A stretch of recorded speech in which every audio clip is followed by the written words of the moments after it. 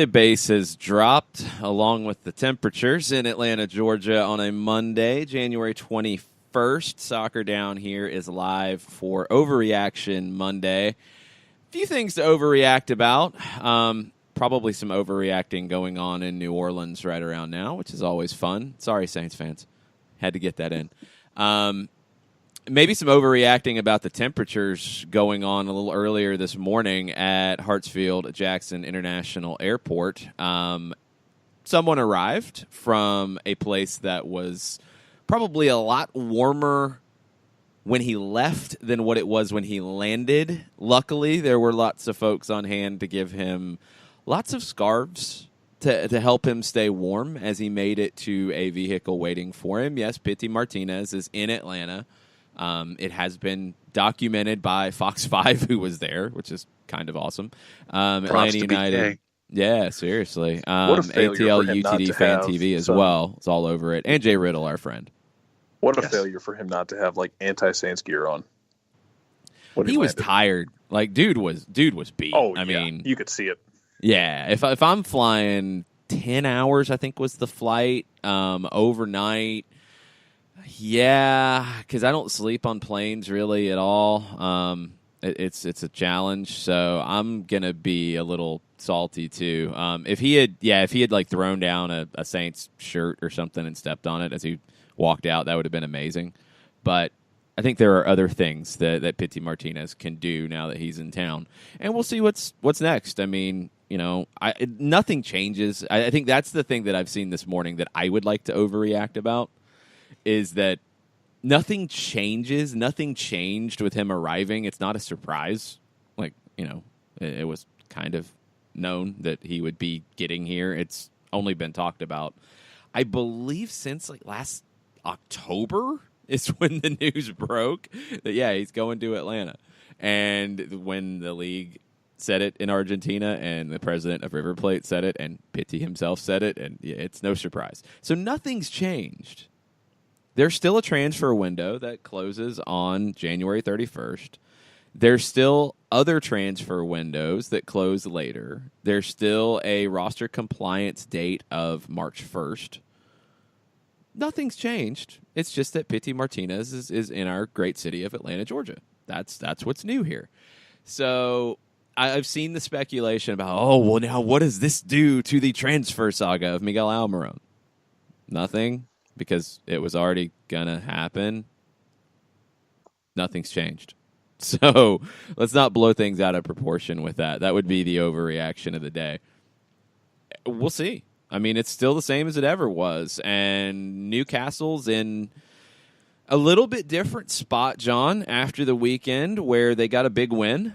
And that's a good thing for the Magpies. Also, you had, I think, a conversation or at least some acknowledgement that there's an owner in Mike Ashley and a manager in Rafa Benitez, and maybe they should try to find a page in a book that is somewhat comparable, because these two don't seem to be on the same page at all. And from a report at The Guardian, they're basically locked in this standoff where Mike Ashley wants Rafa Benitez to sign an extension because his contract is coming up.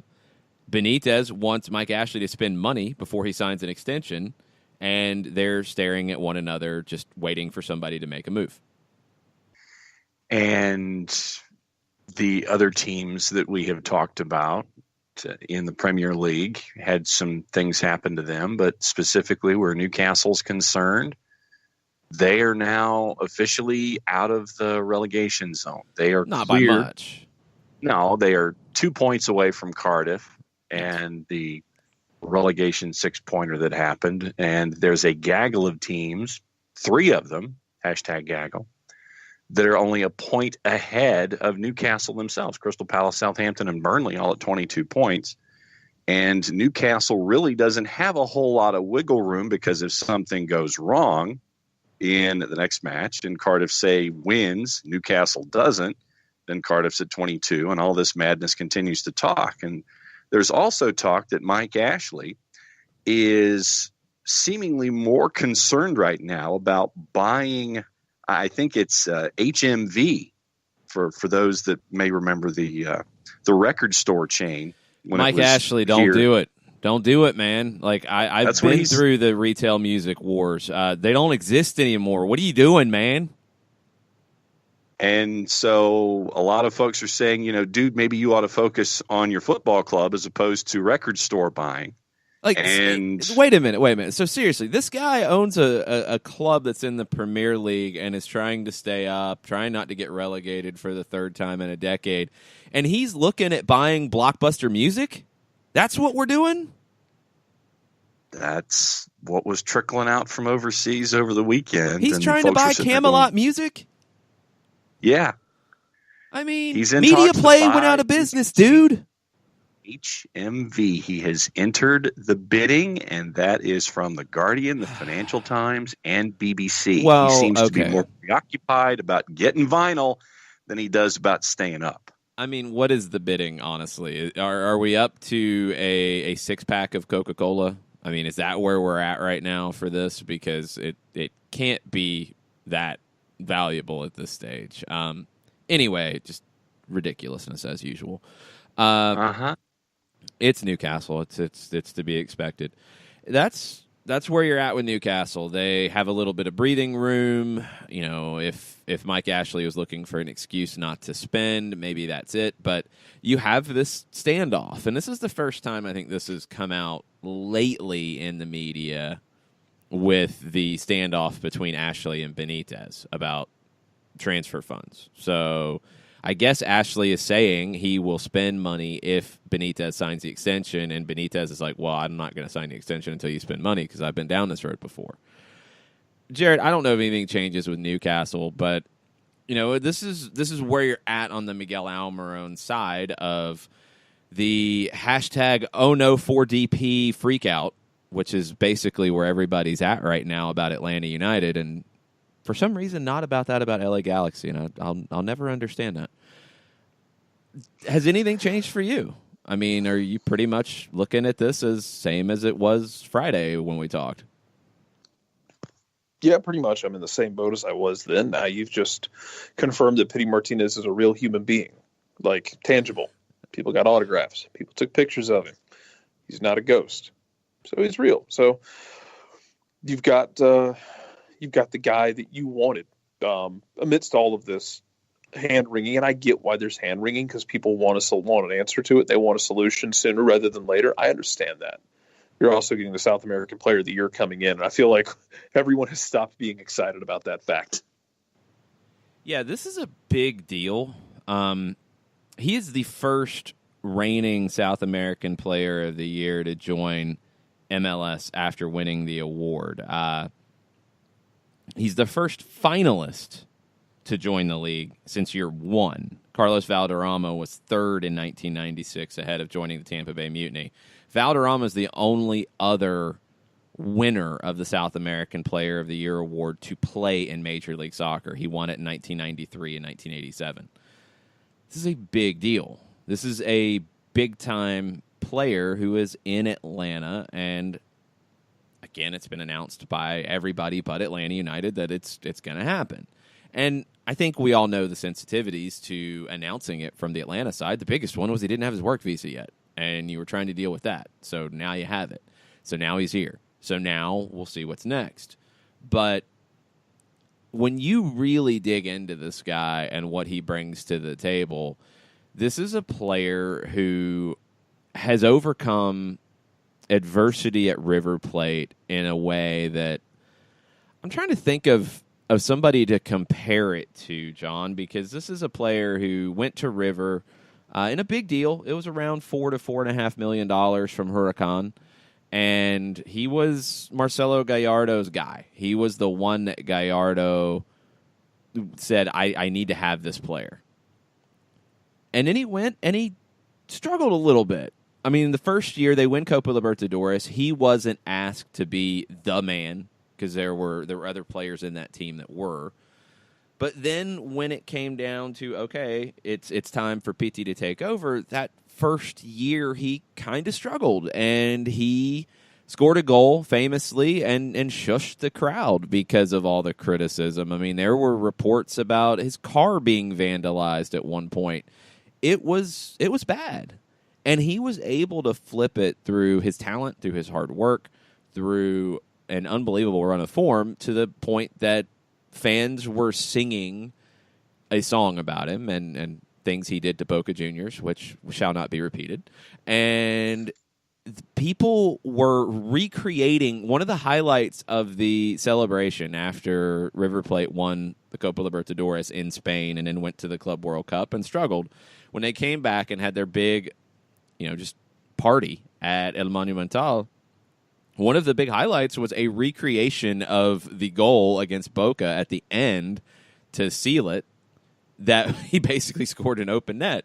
That was one of the big highlights of this. I mean, he is a club legend now at River after being, honestly, despised in his first year. That's an amazing comeback story.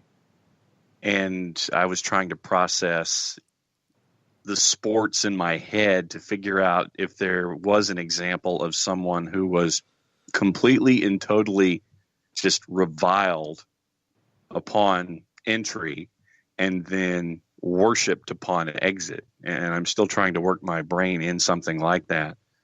But and maybe that's the QOD. And I'm trying to, when you have an individual who is capable of what we saw in the span of his career after the initial showing up, that's what you're getting here. You're getting an individual who can turn a game on a dime and do some amazing things. And you saw it this morning with the crazies that showed up at Hartsfield, who've been pretty much watching a lot of things on YouTube and on repeat. And those of us who watched the Copa Libertadores final and the first leg. But to see someone like that who can put that on his shoulders, turn the situation around, and finish with it being an amazing benefit for both himself and the club, that's the kind of guy you're getting here. And props to everyone who has been keeping an eye on what's been going on and getting their fix for PT Martinez to see what's going to be happening here. And I think for the remainder of the show, I'm going to be racking my brain trying to come up with an example of what PT did in an American context. Don't hurt yourself. It's not that important. It's too late because it's more. Well, yeah, there's that, but it's more important to look at what he could potentially do here and how everything's going to go down. That's the story here. It will be very interesting to see how the next few weeks play out. I really believe that the Miguel Almiron saga is going to go down to the wire. I mean, you're getting all kinds of reports now out of England. I think one report said that his agent wanted £4 million now to get the deal done. That's a new one. That's a tactic that gets thrown out in the media a lot. It's not really how things work. There's usually clauses and things sorted out in these deals ahead of time. So I don't know. I'm curious to see how that goes. You mentioned the other clubs that could be in the Miguel Almiron sweepstakes. What is new on that front? Well, from the West Ham perspective, it appears that Marko Arnautovic is staying, and I'm going to put all this stuff in quotes. Yeah, just air quote the whole thing. I'm air quoting the whole thing. The third bid from Guangzhou Evergrande, which was, I think, £35 million, was turned down. And so right now, Arnautovic is not happening. But if you look back to quotes with Manuel Pellegrini sitting there saying that they're not going to sell the player, but if the right bid comes along, that's what we're looking at that. And still no word on either Obiang or Chicharito. I'm fairly certain that host of soccer over there, Nick Alifi, can help us out with the Obiang idea from the midfield at West Ham. But now, with mounting injuries at Tottenham, Dele Alli, and I believe it was I always get my hamstring and my quad confused. What's the one at the back? Hamstring. Okay. Yeah. Dele Alli pulled a hamstring. It looked like in the match against Fulham yesterday. And with Kane out, Son at the Asian Cup, Dele Alli now injured, a lot of folks are thinking that Tottenham might be back in the mix for the discussion. So, let's just keep adding clubs and say that everyone's interested across the board and air quote the whole thing for the remainder of the month. And if you were looking to get Atlanta United single match tickets, you should probably jump on that right about now. They're on sale. Boom. Yep. And I think they are flying out of the digital portals. They're off the shelves at HMV. There's no shelves. There's no shelves. There's no shelves at HMV probably much anymore either. It's all digital. So Mike Ashley, stop trying to buy record stores. That ship sailed about 20 years ago. Yeah. Anyway. It is so bad. It's something. It's something. Lots of news around the league. There were MLS Media Days out in California this weekend, and lots of interesting comments that we'll get into in our next segment. And this is what I really just want to keep reminding everybody of. All the talk that seems to bubble up when a report doesn't have a lot to go on, because nobody really has much to go on the Miguel Almiron transfer updates. It's out there. You're trying to make a move. There's not really updates because it takes two to tango to get this done. It takes two people to get the deal, so you don't know what's happening on the other side. The speculation that Miguel would be angry or upset or is trying to force a move or this or that, you're not seeing anything to point that out. You're not seeing anything said. You're not seeing any actions that would show that. You are seeing that with other players at other clubs and in this league. And that's what we're going to talk about in the next segment. So this seems to be something that people are going to try to say, oh, yeah, look what could happen here. Look what's going to happen here, when there's no hints of it. But there are hints of that in Toronto. There are hints of that in Seattle. There are hints of that with the New York Red Bulls. We're going to talk about all those in the next segment because there are some big-name players who are saying some very interesting things to the media right now ahead of their training camp starting or after they've just started in Toronto's case. Stay with us. We'll be right back. The average time a resume spends on an HR manager's desk is 7 seconds, and most of them are tossed aside. Now imagine if one of those resumes belonged to Yasmin, who was living in a shelter, juggling 3 jobs. I had to be resilient. That's something that you can't teach. We rely so much on a resume, yet it could never tell the full story of someone who had to be independent and take initiative. And that's how I handle every project I get. Discover new ways to develop great talent at gradsoflife.org. Brought to you by Grads of Life and the Ad Council. We know that every driver is different, and a one-size policy does not fit all. That's why Country Financial offers a variety of discounts, so you get the coverage you need and the savings you deserve. From good driver to good student, multi-policy to multi-car, we've got a discount to suit every driver. Call Jason Wright at 678-568-6871 today to see what you could save. On Facebook at Jason Wright Agency or by phone at 678-568-6871. Discounts vary by state. Policies issued by Country Mutual Insurance Company, Country Preferred Insurance Company, or Country Casualty Insurance Company, Bloomington, Illinois. Hey, hon, what you doing with your phone? Taking pictures? No, I'm asking it questions. Like what? Hey, Bobo, do flowers have best friends? I'm sorry. I'm afraid I don't know that. Hey, follow me. I want to show you something. Look, flowers do have best friends. Whoa. Some answers can only be found in nature. Discover the unsearchable. Visit discovertheforest.org to find a trail near you. Brought to you by the United States Forest Service and the Ad Council. Soccer Down Here is sponsored by Apolinski & Associates, LLC, personal injury lawyers with over 30 years of experience. Call Steve Apolinski at 518-350-4231 or email him at steve@aa-legal.com if you need help with a wrongful death or serious injury matter.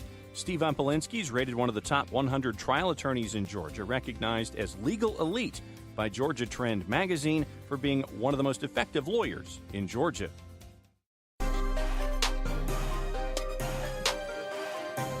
Welcome back. Soccer Down Here. Overreaction Monday, January 21st.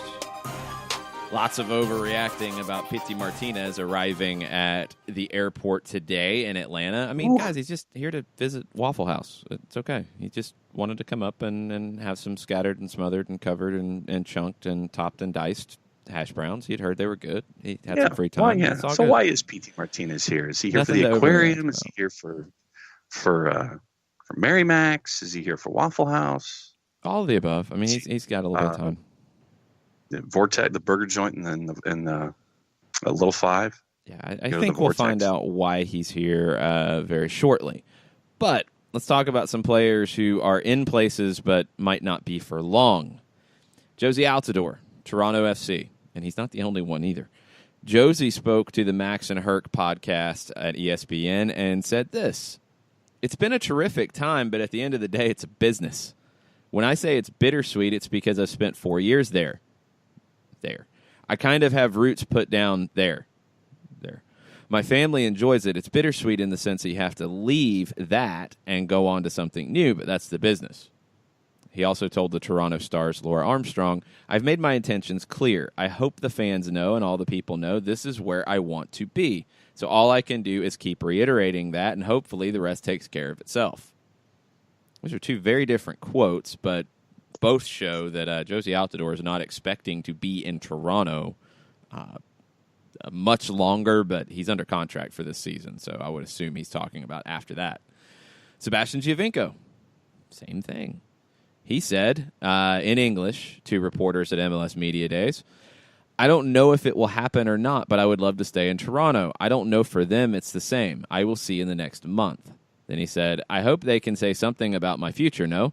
I do what I do for the club, for the team. I deserve to know my future for the club, the truth, if they want me to stay or they don't want me anymore. But at least they have to say something, because I don't see anything. They scared to say something, no? Why are they waiting to say the truth?" Whew. That's pretty pointed comments from Sebastian Giovinco. Again, this shouldn't have to keep being said, but it keeps coming up in reports and in questions. You're not hearing anything remotely like this from Miguel Almiron right now, or his representation, or anything. You've got the top two players who are going into the last year of their contract in Toronto saying some very bold things. If nothing happens, what is their mindset going to be going into 2019? Toronto's a team on paper, even with Victor Vasquez leaving, that should be a top half of the playoff picture Eastern Conference team. I think they're a top 4 team. Not with this hanging over their head, John. No. And how long have we heard Sebastian Giovinco saying things like he said at MLS Media Days, about middle of last year? Yeah, about middle of last year is when it started to become a thing. And when you have two of your big three saying things like this publicly about the situation of your club heading into a season where expectation from everyone else around you in this hemisphere is that you're going to be a top half of the Eastern Conference playoff team, and you keep seeing things like this, it has to affect the locker room. It has to affect what's going on between the ears of these players, of not just Giovinco and Josie Altidore, but everyone else who's looking at them for some kind of veteran leadership and guidance and how to approach the day-to-day. This, for me, it's just not good, and that's kind of underselling it. But when you have quotes like this pop out and you're barely getting into shaking hands with everybody else that's on the roster, this is a harbinger that fans of Toronto FC and those who want to see Toronto do well in the sport, this is not something that you want to have showing up just before you're heading to training. You got your top 3 players going into the final year of their contract. 2 of them have basically made it clear that they don't know what's happening. They don't know what's going to happen. Your GM also just left, too. So there's that factors into it. You have a new general manager in Ali Curtis. But you have 2 of your top players not knowing what their future is. And that's not a good scenario here. At this stage, generally, you're looking to either re-sign players or move them on while they still have some value. are you going to go into the season with all three designated players in the final year of their deal? I don't think Toronto does that, but I have no idea what their solution is. There's always been murmurs of interest in Josie Altidore from Liga MX, as well as Sebastian Giovinco, but I think it's been more consistent about Altidore. Do you pull the trigger and make a move? I mean, his comments to Max and Herc sounded like he's on his way out because he kept saying they're not here, and it came off kind of weird. So maybe it's just because he was in Los Angeles as he was doing it, but still, that came off as awkward. Do you make a move? Because if you're not going to bring them back at this point and they're not happy about it, why do you want to keep rolling the dice here while you have value in these guys? I think you try to make a move if it's there. One guy who's linked to a move from the New York Red Bulls is Kaku. And this popped up in the initial Medio Tiempo report that did include Tito Villalba, and we have not seen any updates on anything related to Villalba. But according to ESPN Mexico now, the Red Bulls turned down an offer from Club America of less than $9 million for Kaku. No counteroffer yet, according to ESPN Mexico, and the speculation is that Kaku wants to leave. And this is according to what ESPN said his friends have told them, which is interesting. If he doesn't go, one of the reasons it sounds like he wants to go, and this is again from what his friends are telling ESPN Mexico, is that he wants more money and he has an opportunity to make more money. And I guess part of the Club America deal would be including an increased salary for Kaku. If they don't sell him, New York's going to have to pony up more money for him, which is fine. He's a designated player. It's not going to affect anything in terms of the cap, but you're going to have to spend more money. According to Nahuel Ferreira of Radio Cadena Uno in Mexico, the numbers that were thrown around were $7.5 million offer from Club America. New York wanted $11 million. According to some other folks who are trying to do the math and figure out agent fees and sell-on fees and this and that, New York's not going to make any money on the deal off of what they spent for him unless it's $10 million at least, and that would be a little bit of a profit. So that's kind of the magic number here. If New York's asking for 11 first, Club America's wanting to spend 7.5, you might be able to find a number in the middle. Ferreira also mentioned that Chinese clubs were also interested, and again, that would be a bigger salary for Kaku. This picked up some legs pretty quickly with Kaku and the Red Bulls. Second half of the season, John, Kaku was mostly invisible in terms of impacting matches and creating chances, what he was brought there for. First half, he was a good fit. Second half, he was on the field, but he wasn't involved in creating chances like he was earlier. And if you're going to double down on press and go for that style of play and not what it seemed like Jesse Marsch brought Kaku in was to be that problem solver when you needed to create chances, why keep him? And I'll be curious to see how the Red Bulls manage this. And what you have discussed are two of the teams that are looked upon as contenders toward the top of the Eastern Conference. Toronto FC, with their three big names, two of them have come out and said, nah, not looking forward to the future in that particular location. And with the Red Bulls and Kaku. And it was one of the stunning things for me in the second half of the season was Kaku's not showing up on the scoring sheet and not being, I mean, he was out there, like you said, he was out there and he was around. He was working hard. It wasn't anything where he wasn't working hard. He was playing poorly. Yeah, he was working hard in the system. It just wasn't really geared towards him getting opportunities to create. And for me, you're mentioning Red Bulls, you're mentioning Toronto FC, and I'm looking at both of these teams. I'm looking at really all four of the players that have been discussed with Toronto and Red Bulls. And I'm of a mindset that you better get something for these guys while you can and not lose them on a free or something like that, to where you're gambling against the probability of some kind of investment, and then you end up gambling against yourself entirely too much, and then you end up getting nothing. Hold that thought, because these are two very different situations. Kaku just came to New York. You're not worried about him leaving on a free anytime soon. He's under a multiple-year contract. What you're worried about with him is him wanting to leave because he's going to have more money if you sell him, and him not getting that, so he's going to feel like you're basically taking money out of his pocket. And he's acknowledged that he's like, yeah, there's rumors. That's basically where he's put it, is there's rumors. There's rumors out there. Again, have not heard anything like that from Miguel Almiron. So Miguel Almiron's agent has talked about it, but Miguel hasn't said anything like that. Then there's another one in Seattle, Nicholas Ladero.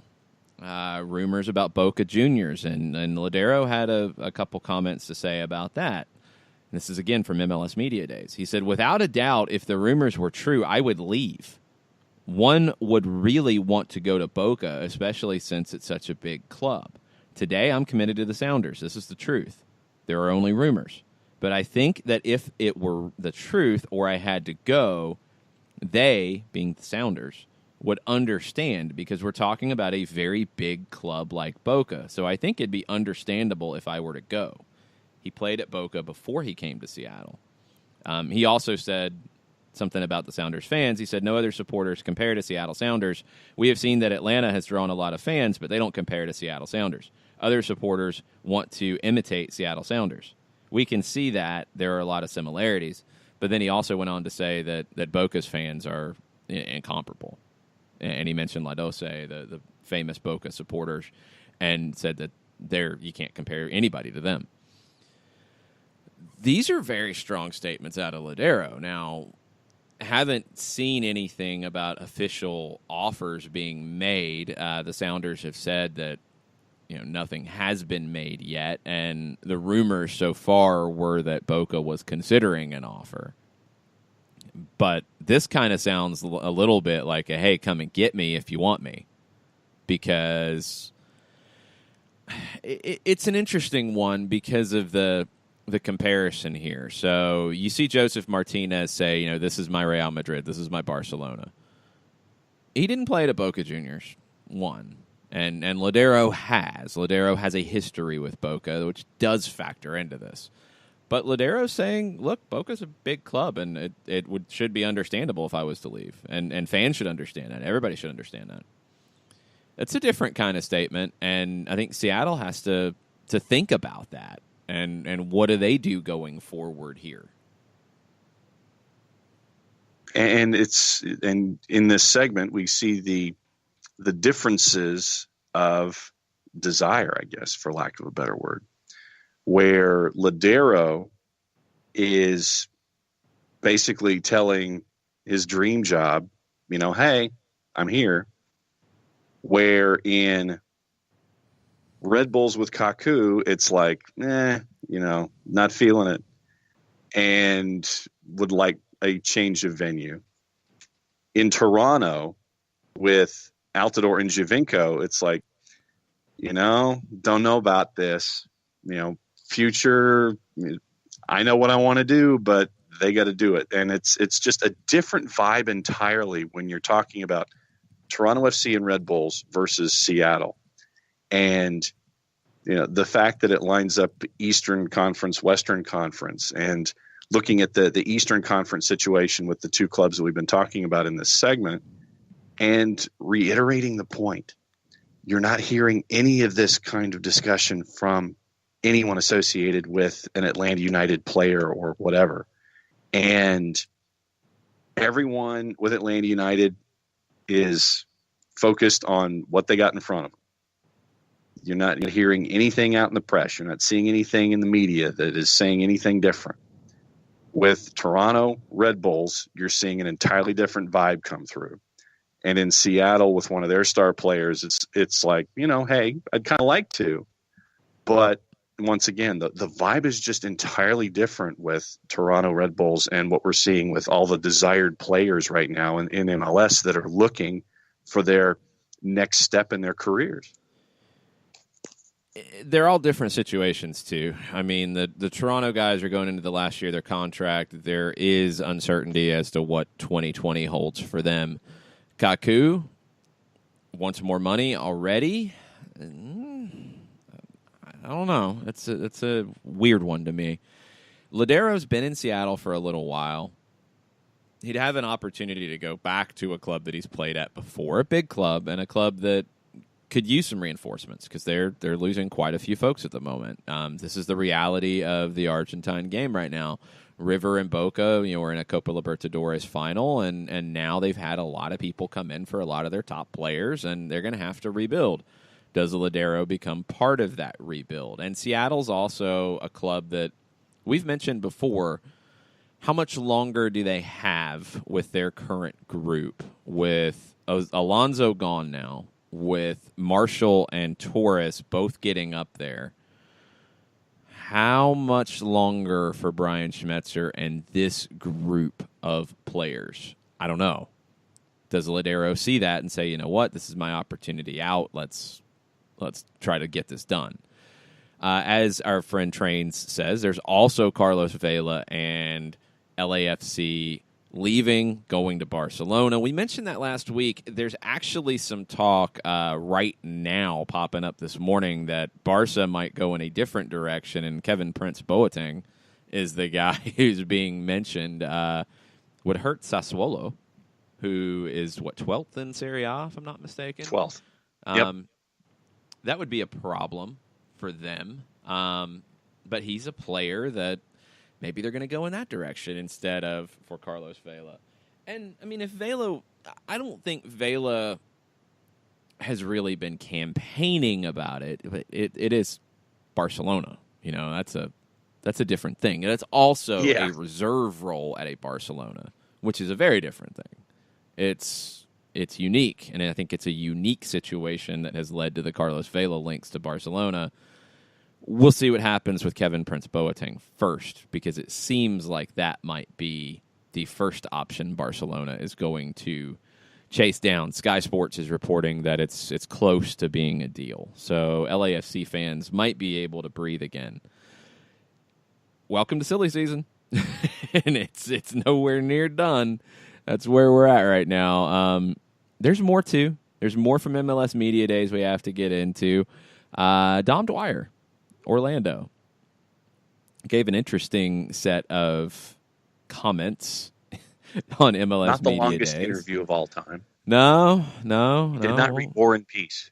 No, he did not. We'll get into that on the other side of the break. If you have overreactions today about Pity Martinez arriving at the airport, about players around MLS looking to leave, looking for new deals, just all the interesting comments. If you have overreactions you'd like to share with us, please do on Twitter at @SoccerDownHere. We'll be right back. Sweet strawberry icing. You're in Goodwill, and just past that vintage denim jacket you spot miniature donut earrings. You lean in. Ah, that's the scent of shopping success. Because at Goodwill, every item you buy funds local job training and more. So bring home those donut earrings and bring home so much good to your community. Goodwill. Bring good home. Brought to you by Goodwill and the Ad Council. Soccer Down Here is sponsored by Appolinsky & Associates, LLC, personal injury lawyers with over 30 years of experience. Call Steve Appolinsky at 518-350-4231 or email him at steve@aa-legal.com if you need help with a wrongful death or serious injury matter. Steve Appolinsky is rated one of the top 100 trial attorneys in Georgia, recognized as Legal Elite by Georgia Trend magazine for being one of the most effective lawyers in Georgia. Hamilton was adopted from a rescue in 2008. He really likes to be around people. I get out my mat and I'm doing a downward dog and he's underneath. He's quite the pug about town. He gets invited to a lot of parties. He knows he's a pretty big deal. Look at this little face. How could you not love him? Hamilton the Pug, Instagram star, and Shelter Pet.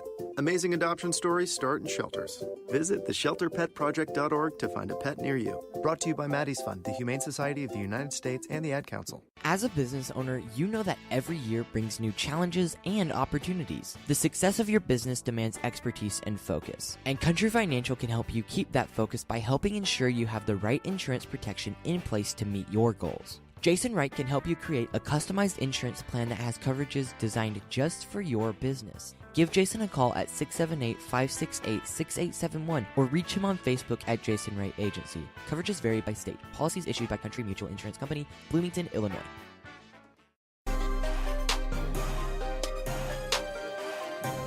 Welcome back. Soccer Down here, January 21st. Overreaction Monday. More to overreact about from around Major League Soccer. Let's start with Orlando. Dom Dwyer was Orlando's representative at MLS Media Days, and he would not answer questions from Jordan Culver. And his wife, Sydney LaRue Dwyer, had some things to say on Twitter about why he wouldn't, and said that basically things that he had said had been twisted in the past. And he gave non-answers to Culver, and then he was asked by other reporters, I think Steve Davis from Dallas, asked, well, are you, is there anything you're not going to answer, or any questions you don't want? He said, no, ask me anything. But then he spoke for about 3 minutes and left. Paul Kennedy shared that as well. If he had said that, it would have been funny. But what in the world? I mean, you're in a situation. I don't know the history between Dwyer and Culver in Orlando. I don't know the history between players and media members in their particular cities, but this is at a national event, and yes, you have some local folks there, but this is at a national event. This is a really bad look, and I don't know where this gets resolved or how it gets resolved, because this is not the storyline you want going into the season if you're Orlando. No, and you look at all of the different reporting that came out after that. Do you want the quote-unquote face of your franchise to run a 3-minute press conference at a national media day saying what he said and ignoring a local/regional/national reporter? But why do you send him if that's the risk? Why do you send him if you know what's going on with your players? How do you pick Dwyer as the guy to go to that? I know he's probably your biggest name you have, but you got to come up with an excuse, like they said about Vela and scheduling conflicts or something, about why he wouldn't take questions, but then he did, I think, a 1v1 with Univision Deportes. You better figure something out, because you can't put him in that situation if there's a risk of that being what happens. Who else would you? So your Grand Exalted Poobah. Who else would you have sent? Question. Okay. I mean, he would have been the other senior player. If you want to go a little bit further down, which would have been fine, Uri Rosell, Josue Colman, maybe, but you're probably you got to figure out what his deal is. I would have sent Chris Mueller. Chris Mueller, young player, probably would have been very excited about the opportunity. He was, high up in the Rookie of the Year vote. That's the safe pick, because you wonder about Question a little bit. Rosell would have been fine. I don't know, how much he would have had to say, but Mueller would have been your safe bet. But you go down this road and you open up doors now to where, okay, what's your storyline in preseason going to be? Dom Dwyer salty, and you need to figure this out. This can't be your story right now. You need to figure out, okay, what's the problem? How are we going to be able to resolve this? Because this is not a good look at all. And it continues to add fuel to everything that happened last year on the field, off the field, in Orlando.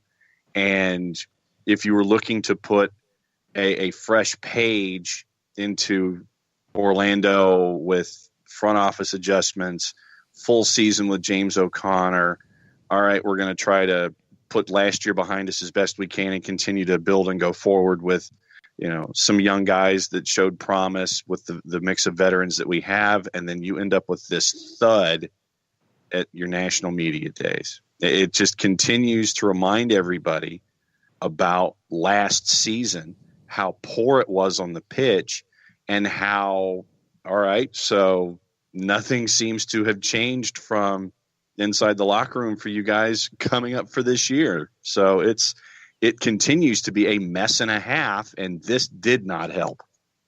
No, not a good look at all. And we'll see how things evolve in Orlando with this out there. Let's talk about one other statement that came out of media days, and then one interview that came out right beforehand. A couple interviews came up beforehand.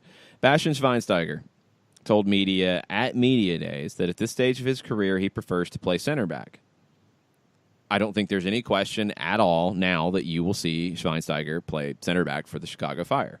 I think he's basically in charge. So the talk about, okay, we got to figure out what you're going to do at center back for Chicago, now I think it's resolved after his statement. I think it's going to be Marcelo, the center back that they signed, who's coming over from Portuguese club, and Schweinsteiger. That's your two starting center backs. So Kappelhoff, not going to have a place to play if he comes back to Chicago, because Bastian Schweinsteiger has staked his claim to center back. I mean, I think it's that simple. If he says he wants to play there, why would you play him anywhere else unless you're trying to solve any multitude of problems that could come up, as we saw last year?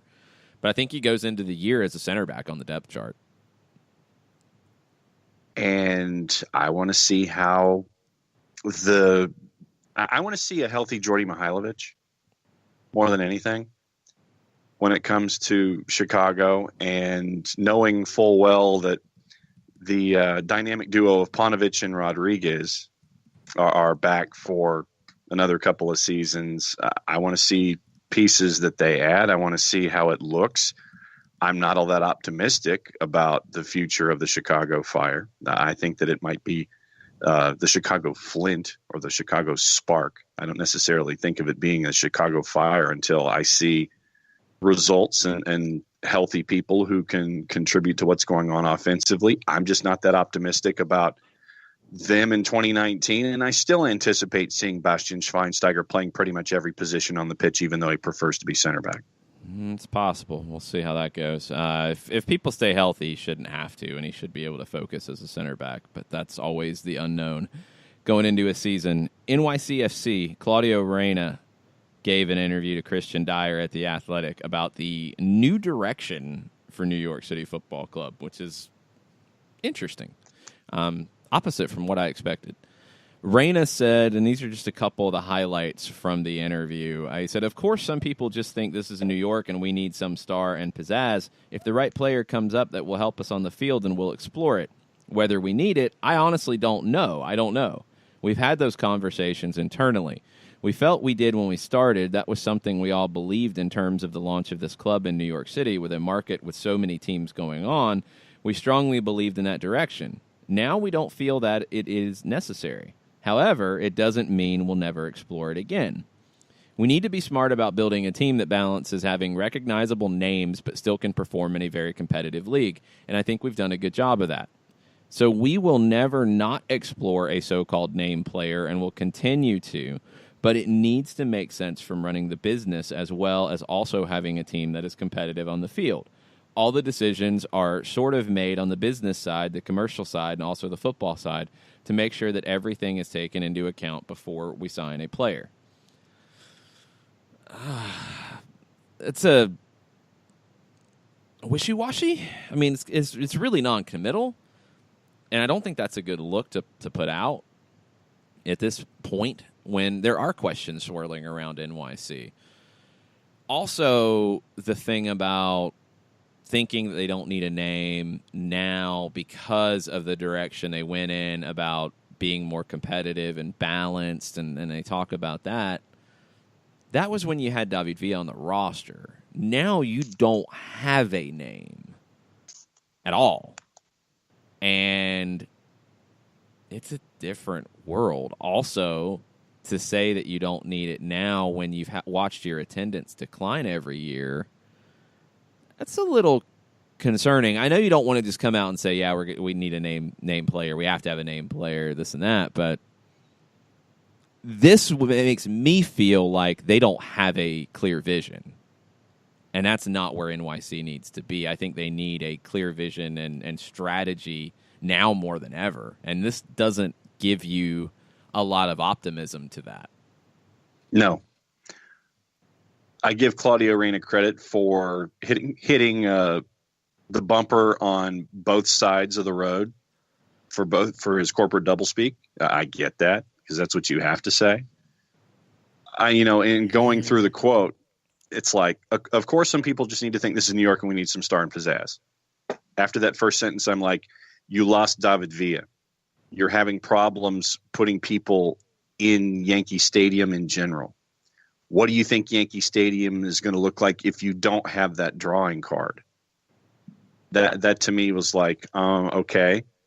That was my first raised eyebrow. That you kind of, without a stadium idea, and I know that the stadium idea is out there right now for the abandoned waste site that's across the street from Citi Field right now, as what they're looking at near anything remotely close to an announcement. Yeah. No, not even close to being like done, like close to an announcement and being anything remotely official to be talked about. Yeah, we're kicking the tires on an abandoned waste site across the street from Citi Field that would need a whole lot of renovation and make sure that things don't explode before we even think about trying to do something there. Let's clarify that. They're not even necessarily kicking the tires on it. Somebody else is kicking the tires on it, and there are two proposals that one of them would include a 25,000-seat stadium. So somebody else is kicking tires. You're waiting to see where those tires land, and if they choose to land in a section where you might be able to be part of somebody else's tire kicking. That's what's going on. And you just don't want to hurt your foot kicking the tire and have it. They're not move. Kicking tires. That's the thing. Is New York City's not even kicking the tires. They're waiting, hoping that the tires don't explode or land on the side that says no stadium. So they don't even have a say. They're not even kicking. They're watching. They're waiting to see where the tires roll. And then on the field, you don't have David Villa. You don't have Yangel Herrera. I think, what was it? Yoenga Burgett is another question mark. Who's going to score for you? I mean, Sean Johnson can only be on his head so much. And I know that, yes, if the other guy doesn't score and you don't, that's worth a point, but that's not three. You need folks who are going to come in there and score goals. You need to put an exciting brand of soccer out there, because your temporary / permanent home is having problems putting people in the seats. And I'm thinking that I'm thinking / wondering what City Football Group wants to do when it comes to the notion of putting either investment / star power / anybody that can get in there and score and help NYCFC win. If the decisions are sort of made on the business side, commercial side, and football side, I would think that City Football Group would want to give Dome Torrent what they need to be competitive and be in the playoff picture in the Eastern Conference. I'm not seeing a whole lot of that right now. So for me, NYCFC is giving me more questions than answers, and I think it's going to be a down year right now as things stand for me with NYCFC.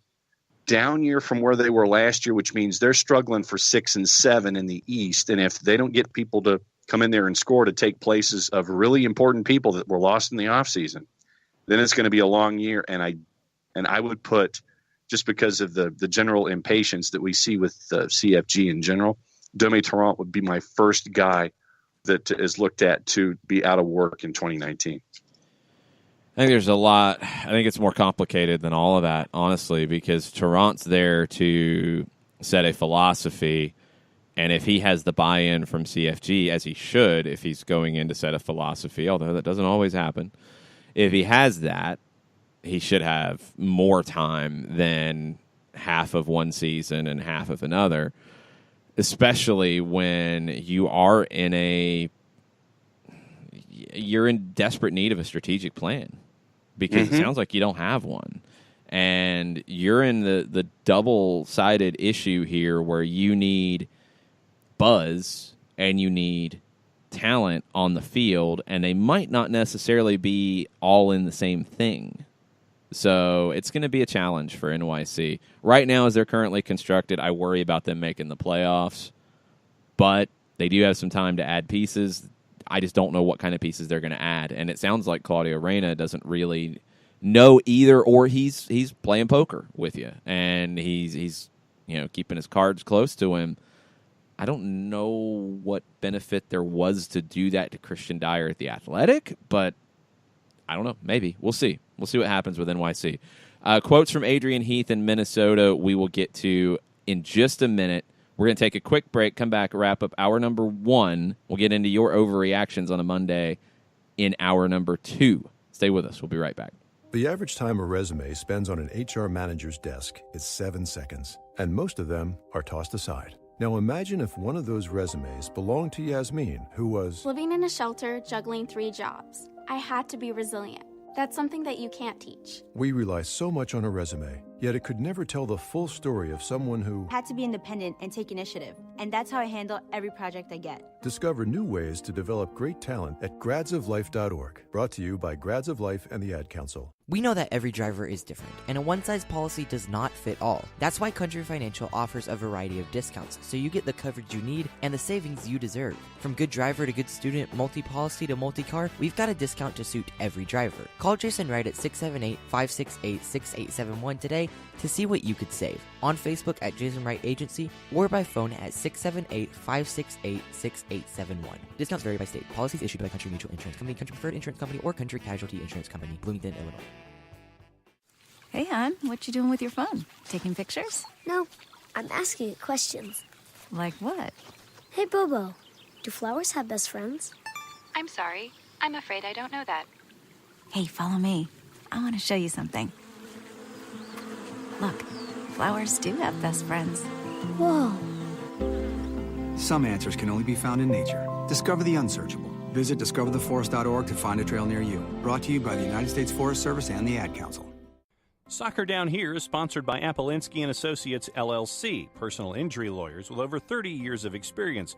Call Steve Appolinsky at 518-350-4231 or email him at steve@aa-legal.com if you need help with a wrongful death or serious injury matter. Steve Appolinsky is rated one of the top 100 trial attorneys in Georgia, recognized as legal elite by Georgia Trend magazine for being one of the most effective lawyers in Georgia.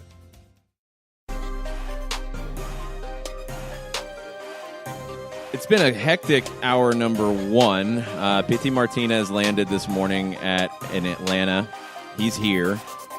We've got all kinds of stuff going on around the league to talk about. Players not happy, players wanting to leave, players sounding like maybe they want to leave, clubs needing to make decisions.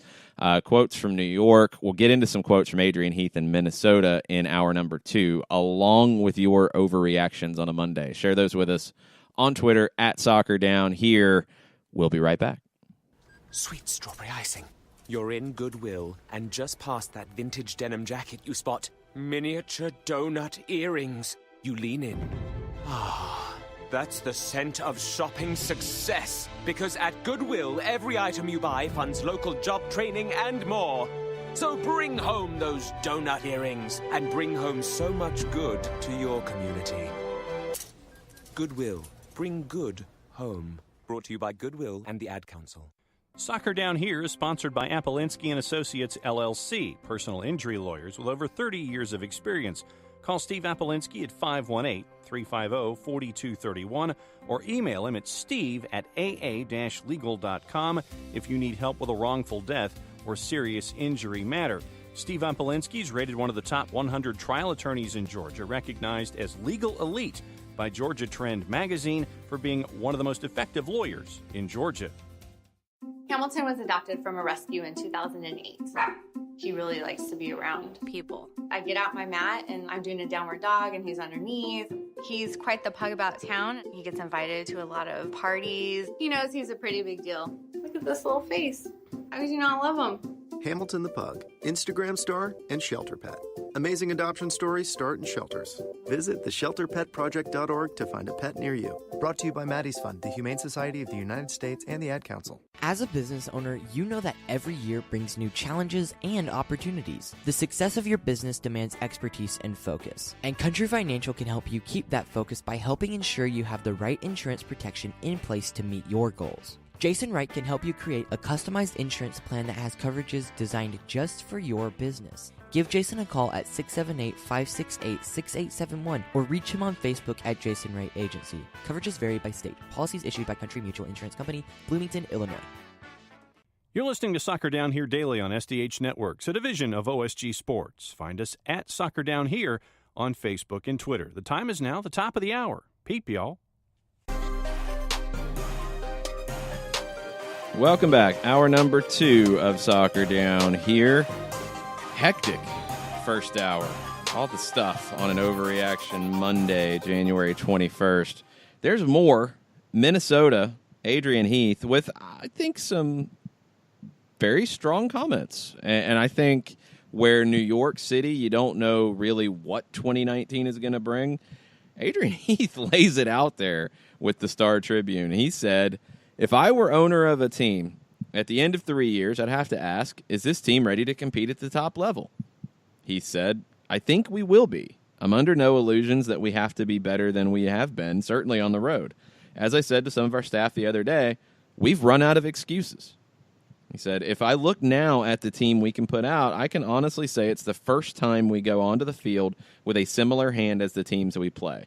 I always thought we were up against it, and that's not an easy thing to say. You can't come out and say that then, but I can now. If we get the pieces we're looking to bring in, we'll be going on the field with a far better opportunity to get some sort of a result. Players don't come cheap anymore. We're starting to invest in the team. We have every reason to be optimistic. I'm sitting here more confident and more excited than since I've been here. I feel this year we can match up with the teams, with these teams now.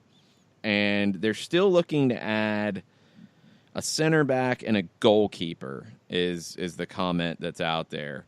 A starting level goalkeeper and a starting level defender. So that could mix around a little bit. But that's clear from Heath. I mean, where they are going into year 3, they better compete or he's going to be looking for another job. And he wouldn't blame the ownership at all if they went in another direction, Jarrett. I think it's... I mean, do you want to say playoffs or bust for the Loons? I think that's fair. I mean, yeah. If they don't make the playoffs, does he stay?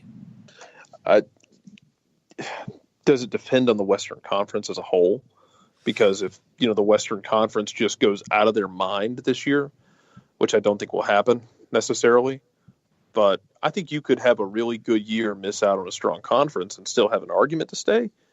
But it better be a really strong Western Conference, and you better end up with like the 8th seed, but still having, in that position where, oh well, we finished in the 8th seed, but we'd have been a 4 seed in the East, kind of thing. Right.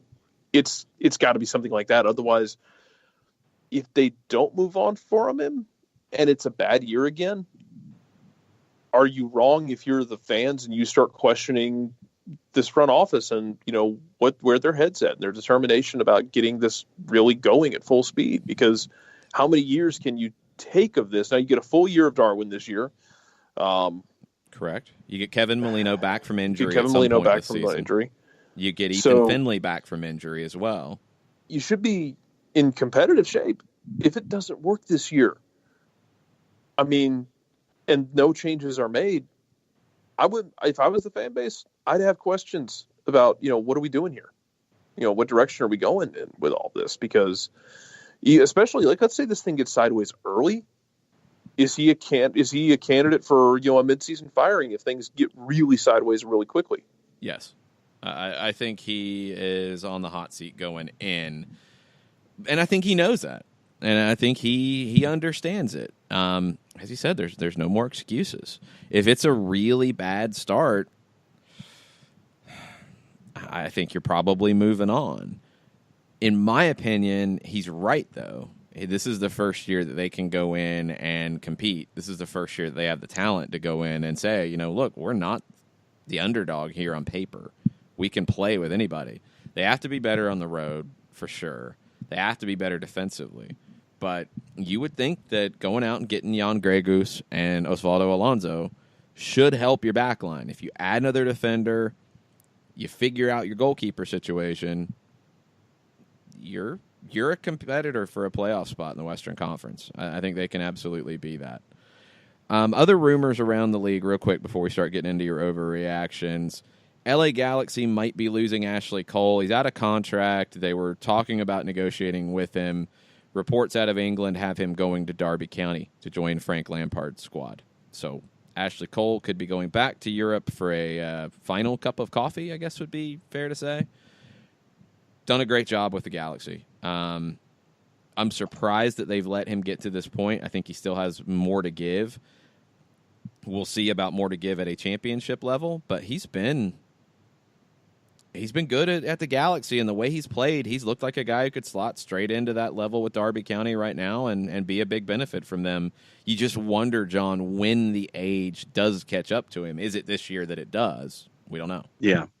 Well, but that's always the key, is that you want to make sure that someone leaves the year before they fall off the cliff, as opposed to you've got them and they fall off the cliff. You want to make sure that you get something for somebody leaving the year before they fall off the cliff. Yes. And that's not the case here. So, it's one thing to just wave by. We'll see how the Galaxy replace Cole. That'll be the big question. DC United's Chris Durkin is being monitored by Sporting Lisbon. These are the rumors that crack me up, and I know, Jarrett, you love these. There was one that, who is it? Everton is going to send scouts to watch Atlanta United's games against Herediano, and DC United to watch George Bello. Yes, the scouts are doing their jobs. They're not going to get fired. Good job. You're doing breaking news sounder. Yeah, you're doing your job as a scout. We're going to go watch this guy. Promising teenager is going to be watched. Oh no! Great. We're going to research this young player. Crazy. Woo! You go. Crazy ideas. One kind of, I don't know if it's a crazy idea. I don't know how I feel about this one. New England Revolution. I've been saying it for a while. They're a club to watch. They're being linked to a designated player in Bojan from Stoke City. Forgot about him, didn't you? 28 years old. Could be headed to New England on a free transfer. Reportedly, he's been offered a 3-year deal, and Stoke is at a point where they're looking to slash their wage bill a little bit, and he would get an increased contract here in that 3-year deal, and according to the numbers that are out there from the Stoke Sentinel, it'd be designated player-level money. That's an interesting playmaker for the Revs and Brad Friedel, John. And doing math, that's what, 2.6 million pounds. And yeah, I think this is numbers are the second time. It's the second time that they were interested in Bojan to begin with. I think it's all the same rumor. I think it's just continuing to percolate. And the word on the other side of the pond is that Stoke is trying to have Bojan come up with a decision at the Revs because of preseason training. So apparently turned down an interest from Huddersfield, interest in Spain, but nothing like what he could get for the Revs, and he has yet to play for the new Stoke manager. So, Nathan Jones hasn't used him. Bojan is there. So Nathan Jones just took over recently, right? Yeah. Yeah, let's make that clear. It's not like he hasn't played all season. He hasn't played for the new manager took over, and he was sick, I think, for the starting point of the new manager's run. Yeah, Mark Hughes was sent off. Mark Hughes, Bojan was there with Mark Hughes, used a little bit, but he was used less and less. And now with the new manager not being used at all. And so decision there. And all right, so let's see if Bojan makes his way over to the Revs. And I think that I like this idea, but that's a big investment that the Revs will be putting in there. and they're starting to splash that cash a bit. They're building a training facility. They're being linked to some transfer fees being spent, and now this type of salary investment. Let's see what happens with New England. Let's see if Brad Friedel can get the most out of. It looks like an increasingly talented roster for the Revs. Vancouver's linked to a couple of wingers. We'll see what happens with these two. Lucas Venuto is a 24-year-old Brazilian who plays at Austria Vienna. The one that looks more likely is Las Bangura, 26-year-old winger from Guinea. He's got 4 goals and 34 caps for Guinea. He is with Rayo Vallecano, but he's mostly been loaned out during his time with Vallecano. According to his Instagram, he's going to Vancouver. So that's a pretty good level of statement. So Bangura could be headed to Vancouver, and we'll see where he fits into Marc Dos Santos' squad. Dos Santos gave an interview, and he's talked a lot in the media.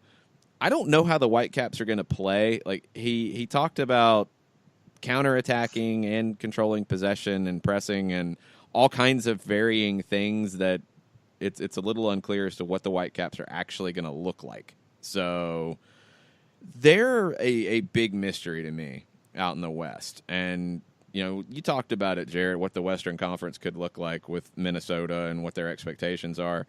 There's a few teams out there that are just mysterious going into 2019. I don't know who to look at in that middle tier in the Western Conference. You'd think that Kansas City and Portland are still at the top. You'd be looking at the two of them. Seattle has to be in that mix. After that, the rest of the playoff picture, I don't know.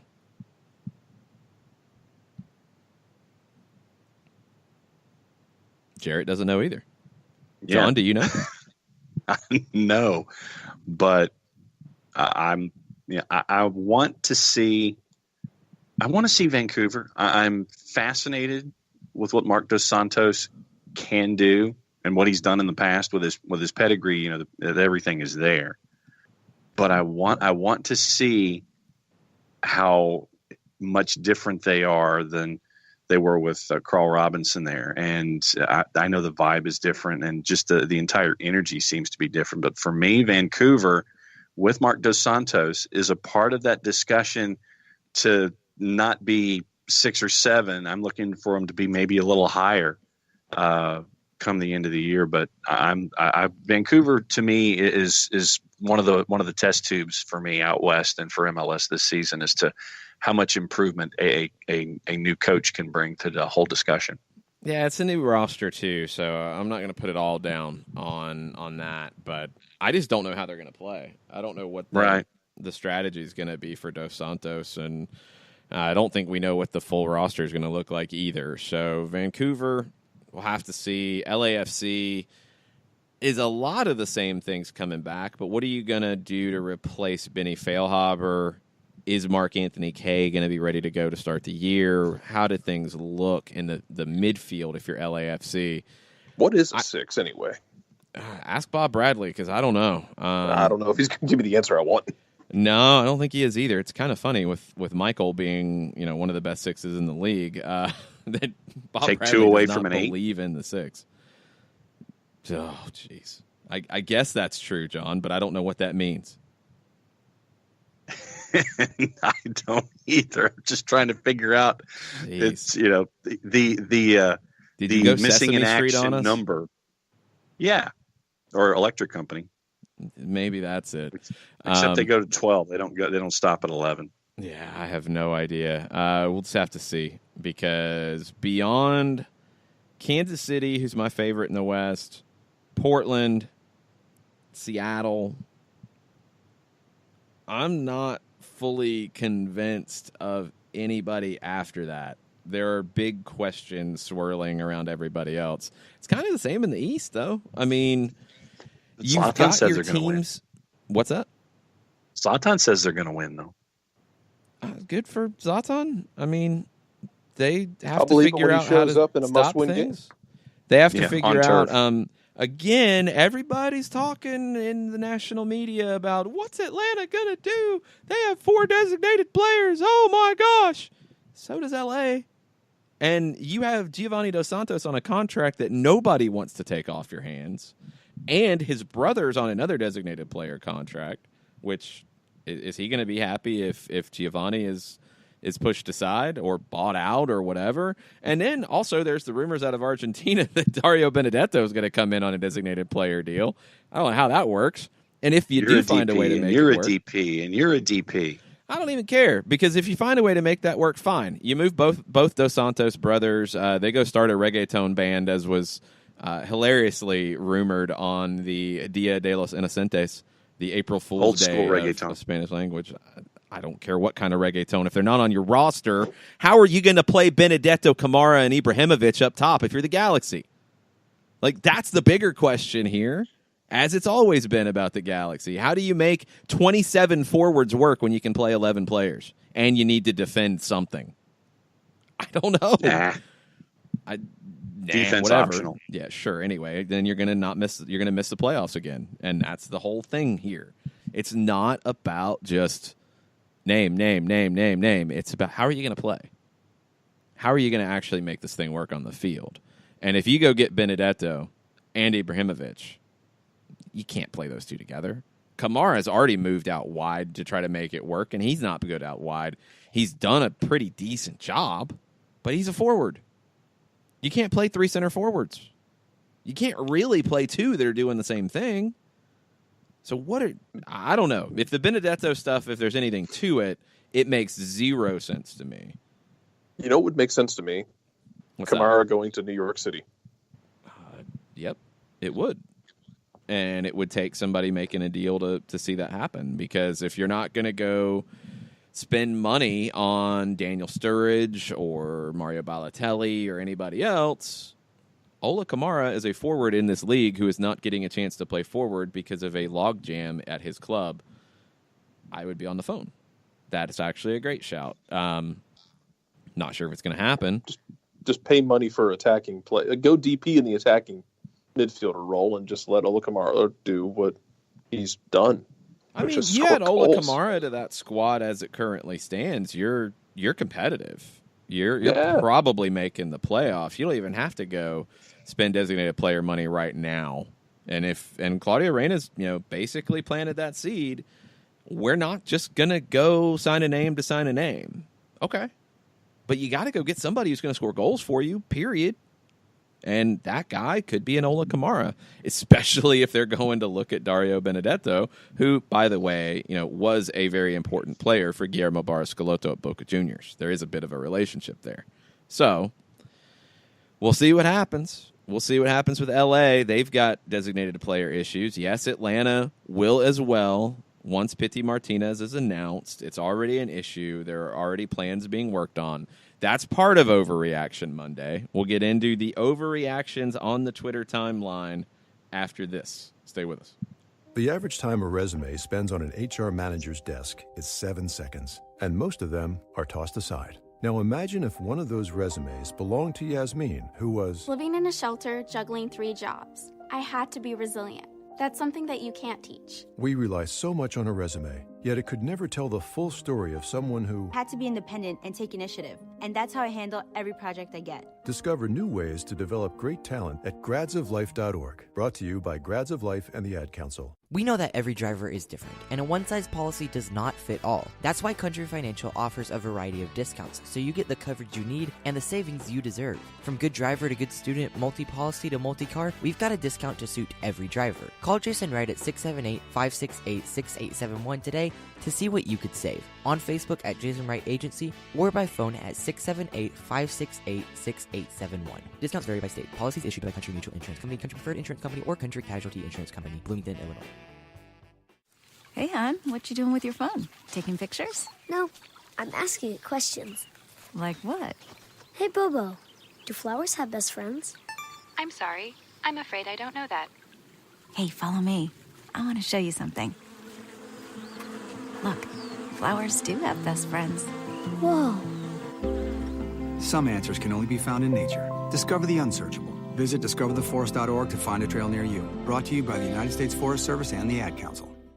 Soccer Down Here is sponsored by Appolinsky & Associates, LLC, personal injury lawyers with over 30 years of experience.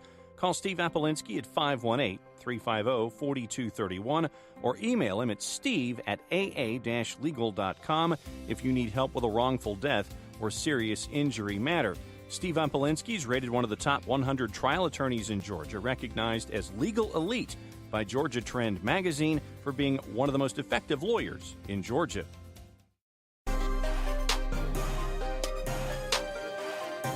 Welcome back. Overreaction Monday. It's a pretty interesting Monday here at Soccer Down here. Jason Longshore, John Nelson, Jarrett Smith with you this morning. Nathan Pugh kicked us off on an Overreaction Monday with one word, pity. He's here. He's landed. He's flown from Buenos Aires overnight. He did not look super thrilled at the airport because he was probably very tired and he did not have Waffle House in front of him. So hopefully he's been able to catch a nap, get some food, and we'll see what is on tap for Mr. Martinez as the day goes on. Do you take your physio after eating Waffle House or before? I think he's going to be fine either way. It's not you're not coming in at a weight limit, John. He's not going to have to cut weight. He's not challenging for the flyweight title or anything. It'll be all right. Check your cholesterol level after the fact. I think he's pretty healthy. I don't think one meal at Waffle House is going to wreck his cholesterol level. Otherwise, I'd be dead. You and me both. Jeez.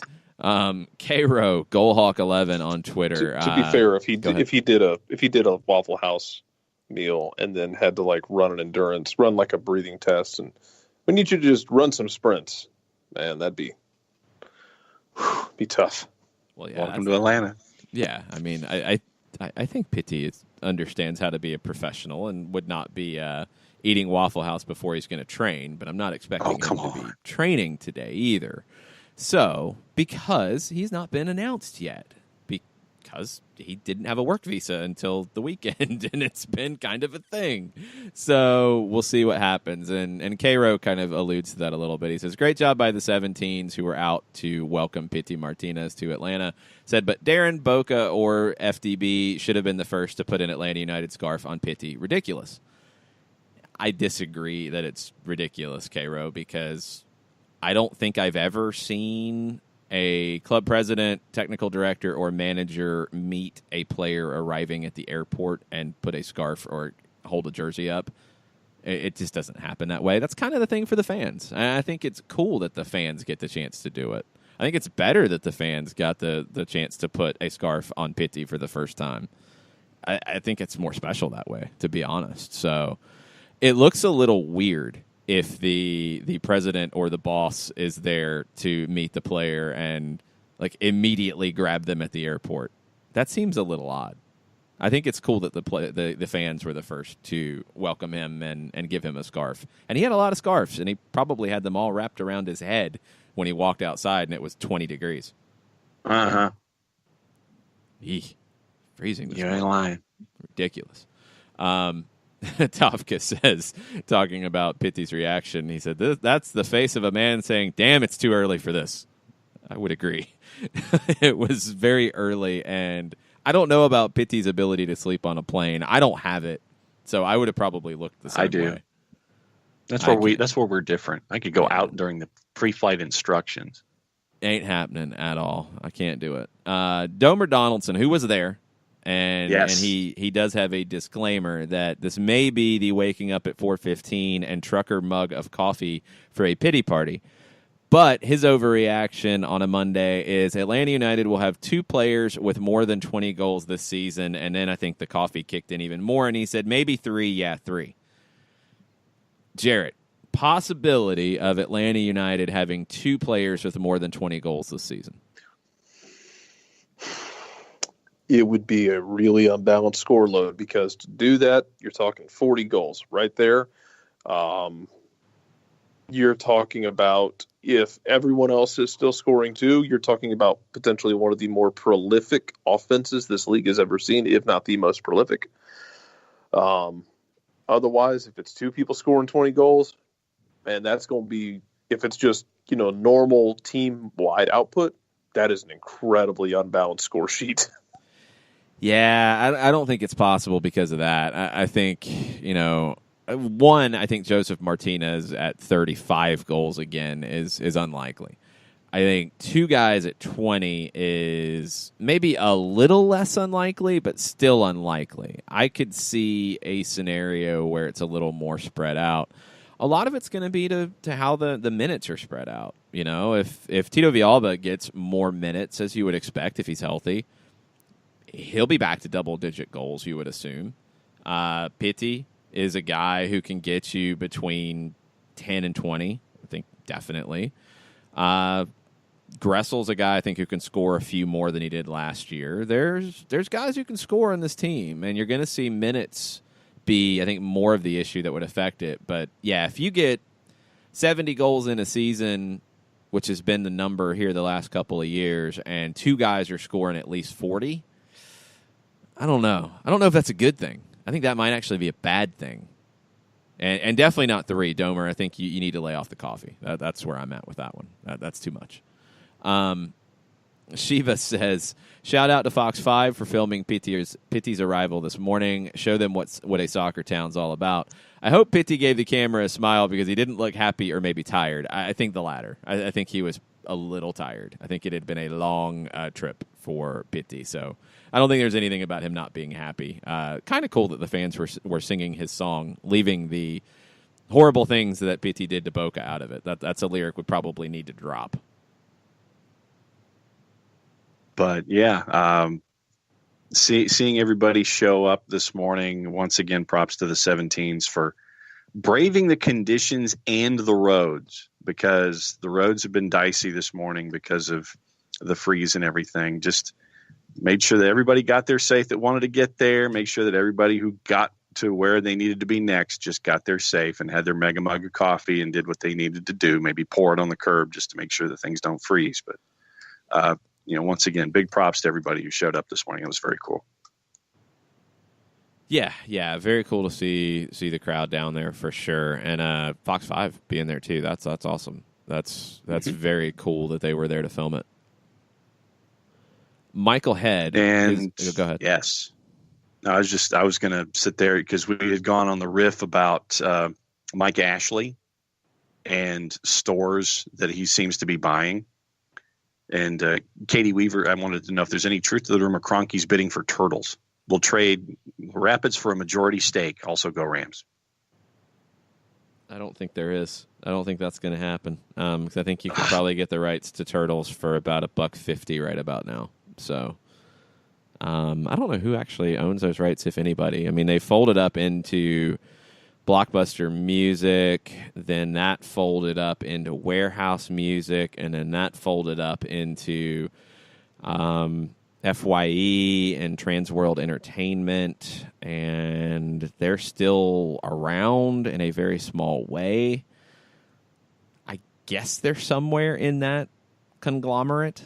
So yeah, you could probably get them for $1.50. So I don't see that one, Katie. Sorry, but that's a good one though. We hadn't mentioned Turtles yet, or Sam Goody Peaches is another one. Peaches, nobody knows, John. Nobody knows Peaches. But nobody knows local. What that store is. Nobody. And when was it operating? When I was alive and the two of you weren't. There you go. Never heard of it until you told me about it. Never heard of it. Turtles was the store when I was a kid. As it was for me when I wasn't. Never heard of Peaches. I don't know who owns the rights to Peaches Records and Tapes. Is that what it was called? Yeah. Peaches Records and Tapes. No idea who owns the rights to that. I don't know where it got folded up into. Maybe Turtles bought it. I don't know. I have no idea. Richway? Zaire? Jeez, John, now you're going to make everybody go to Google and wonder what you're talking about again. Treasure Island? What? What's that? You never shopped at TI? No. You got a nickname for it? Yes. Where was that located? This is where the generation. I don't even know what's happening right now. I know a little of what's happening. On this show here. Treasure you never heard Island? of Treasure Island? No, I've never heard of it. They this had is like when my distinctive... uncle and aunt used to discuss Captain Kangaroo in front of me and just leave me befuddled. Don't put me in that conversation. Okay, they used to have a distinctive roof, and it was like an EKG machine. It was an up and down ridged roof. I thought that was Ridgeway. No, Ridgeway I think had they had the sunshine, and they had like the triangle. They had something on a roof. I remember that because there's like one building that I drive by occasionally that was an old Ridgeway that still has the weird things on the roof, and I'm like, oh, that's the old Ridgeway. Glenwood and 285, I think. Yeah, I don't know Treasure Island, John, so I'll have to look that one up in Google along with all of our listeners. Buford Highway and 285, just outside the perimeter where the old flea market used to be, and it's now part of that particular. It's been flipped over a couple of times, but I think it's now part of the Hispanic grocery store chains that are up there. But it's the distinctive EKG roof was what Treasure Island used to be. So basically the whole point here is this. Mike Ashley, if you are looking at investing in retail stores and or record stores. Antiquated idea. Yes, because they'll go out of business and nobody knows what they are, and you'll see like remnants of them on roofs and nobody will understand what it is, and that's what you're investing in. So Mike Ashley, stop being stupid, please. Michael Head with a question. With Pitti in town, I look forward to seeing what the front office has up their sleeves. Will it be selling Miggy or loaning Barco or something else? I don't think there's a something else. I don't think there's a possibility for a something else. So just to reiterate where you are, if you add Pity Martinez to this roster, you have 4 designated players. You have to have 3 on your roster by March 1st. That is the roster compliance date that has been put out there by Major League Soccer. So, if you're going to sell a player to Europe, to a major European league, you have to do it by January 31st. It's that simple. Cut and dried, that's it. You're not selling them to Europe after that. So there's your deadline. If you're going to sell them to Portugal, you have February 2nd. Not likely, hasn't been mentioned. Don't expect that to happen. Okay. What about if you have to loan Barco? Or loan one of your 4 designated players, and Barco would be the one that's most likely to be loaned. You could loan him to an Argentine club before February 20th. That's when their incoming transfer window closes. You could loan him to a Brazilian club before early April, but that doesn't help you in roster compliance, does it?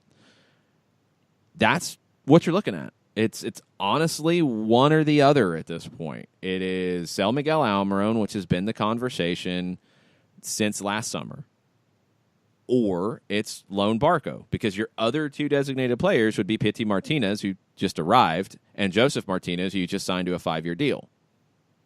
It's just that simple. So you can stop racking your brains and trying to find another way. There isn't really one. That's it. So that's what you're down to. They're going to have to figure something out.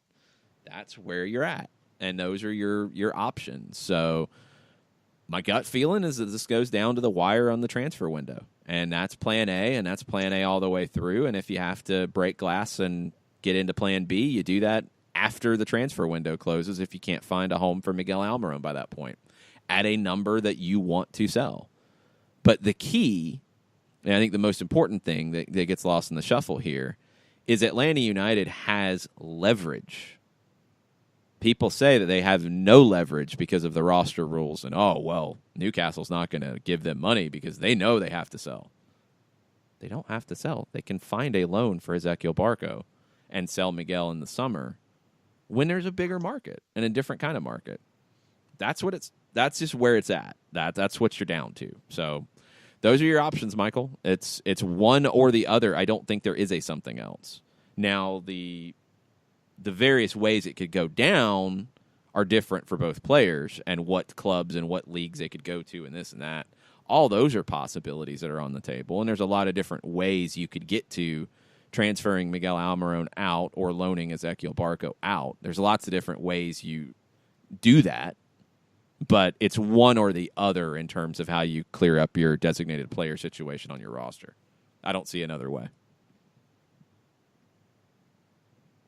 No, I think that this is going to go down to the wire with anybody and everybody. And I know that that probably means that we're going to have our decision day show, much like everybody else. And it's, like I said, it's national holiday over in Britain because of all of the interviews that are done outside of car windows and everybody camped outside on curbs and things like that. So it's going to come down to the last.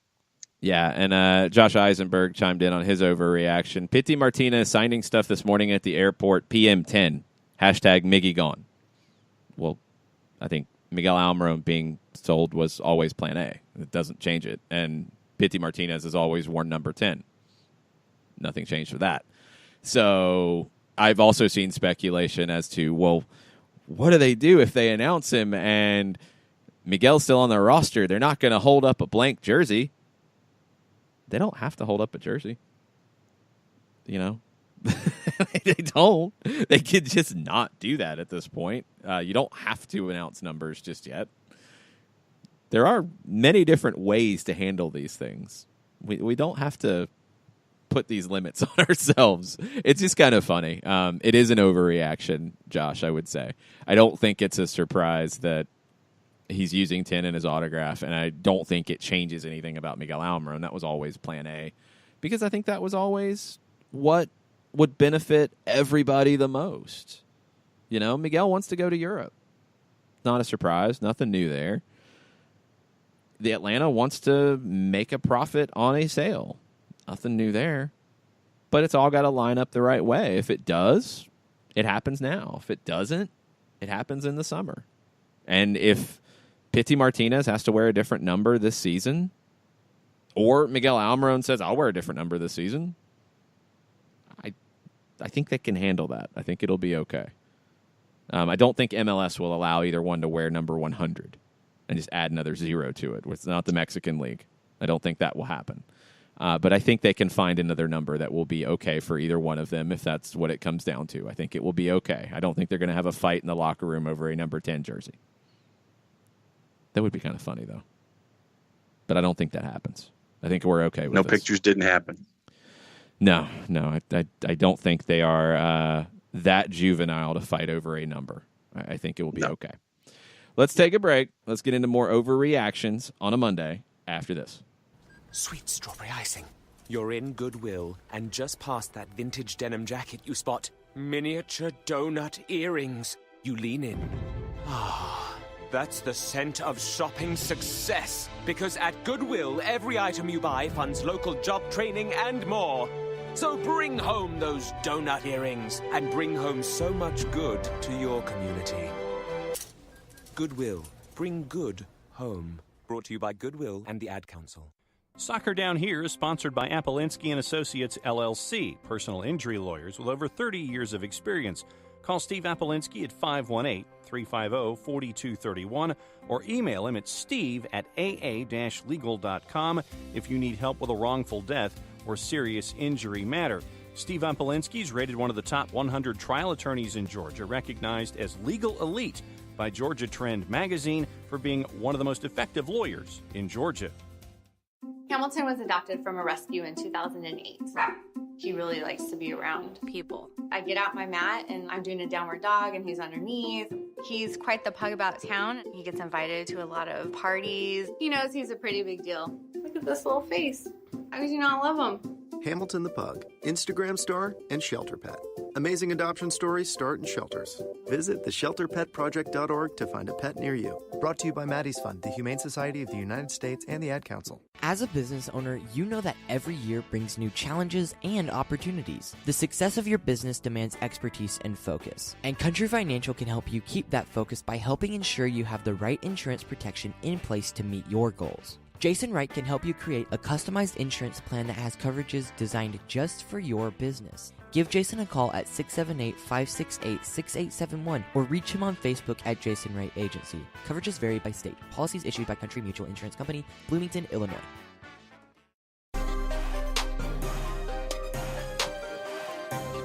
Welcome back. Soccer Down Here, January 21st.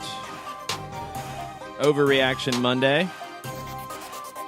John, you saw a tweet come in from Ricky Ricardo. Yeah. What did it say?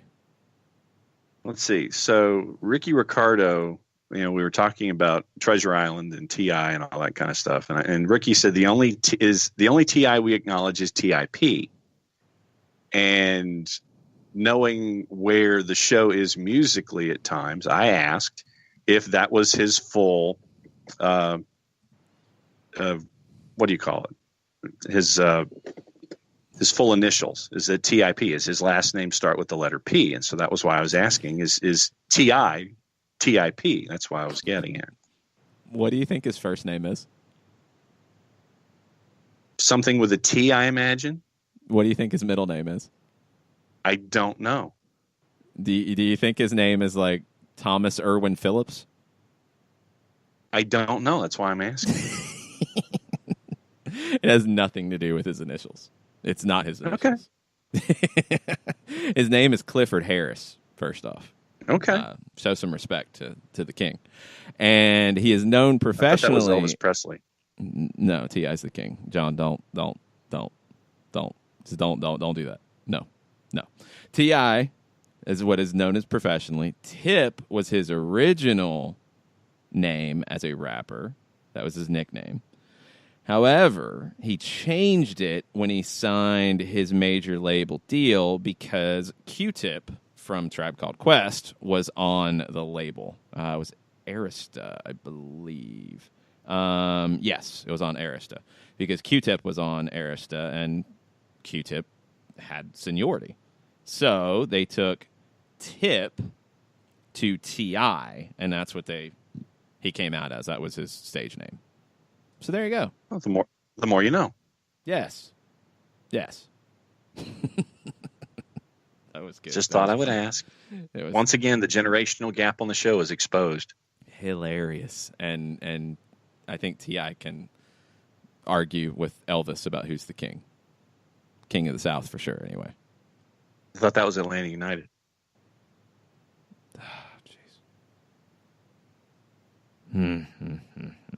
Kings of the South, Kings of the East, Kings of MLS, Atlanta United.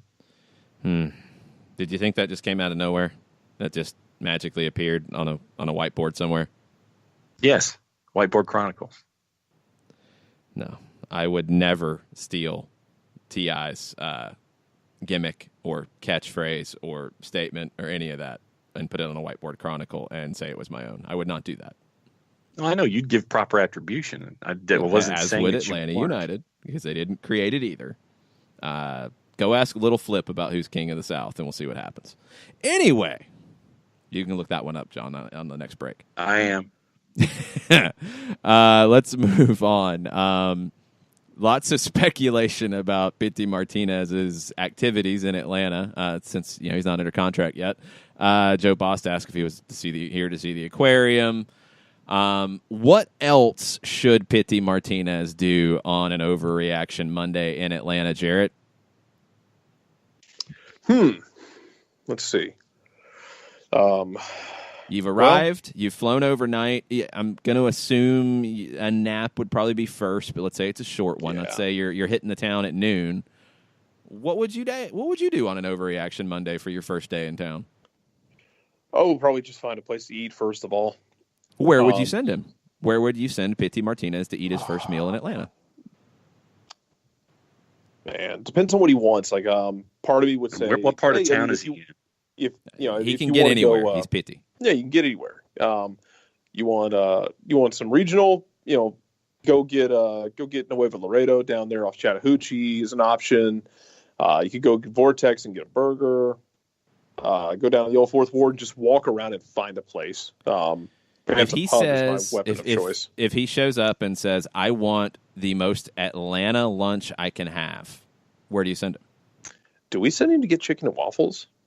Mary Max. Mary Max is a good shout. I would probably go there. Go hungry.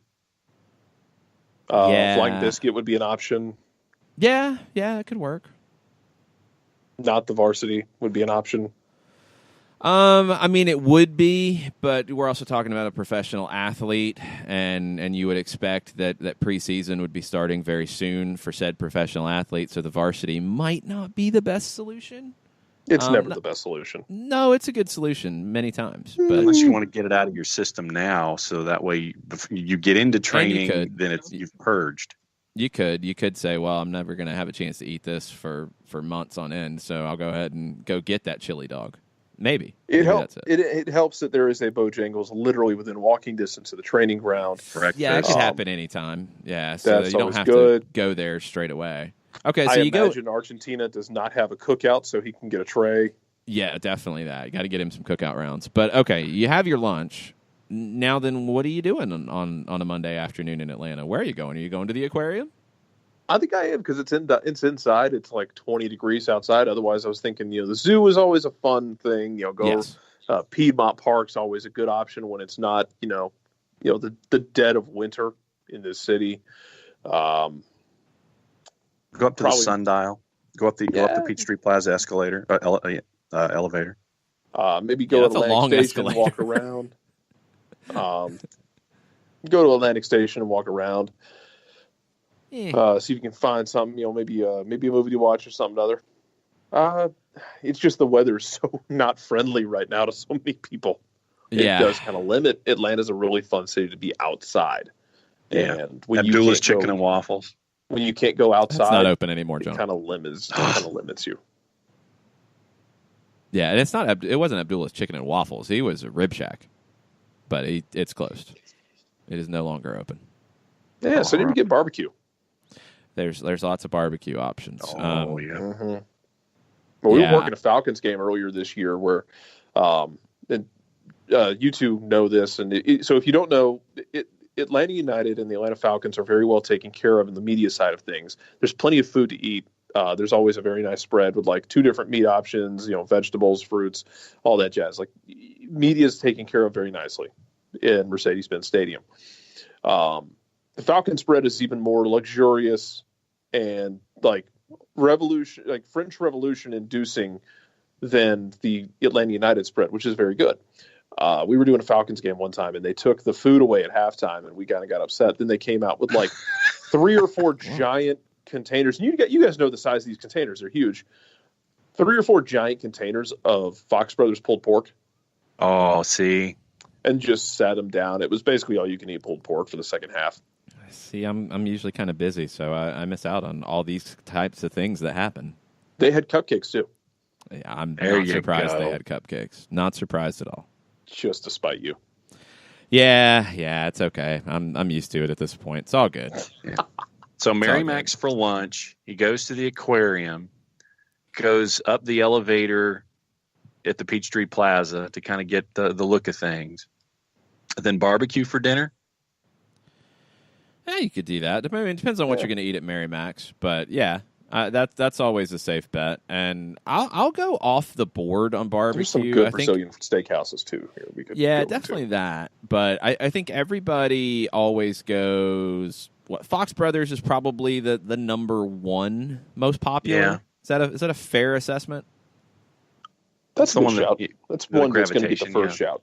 Yeah, I think they get known the most, and they're great. Don't get me wrong, but Sweet Auburn Barbecue is a very underrated spot, and it's a little bit different twist on it. It's got kind of Asian influences to it, and they have some really unique dishes. But Sweet Auburn Barbecue, whether you're at the Curb Market downtown or you're over in the Ponce Highland area, highly recommended. It's one of my favorite spots. I was just about to give the shout as well. If you just need something to do for a bit of the afternoon, shout out to the Soccer in the Streets days. Just go to the market over there on Sweet Auburn and just walk around and eat whatever you find. Yes.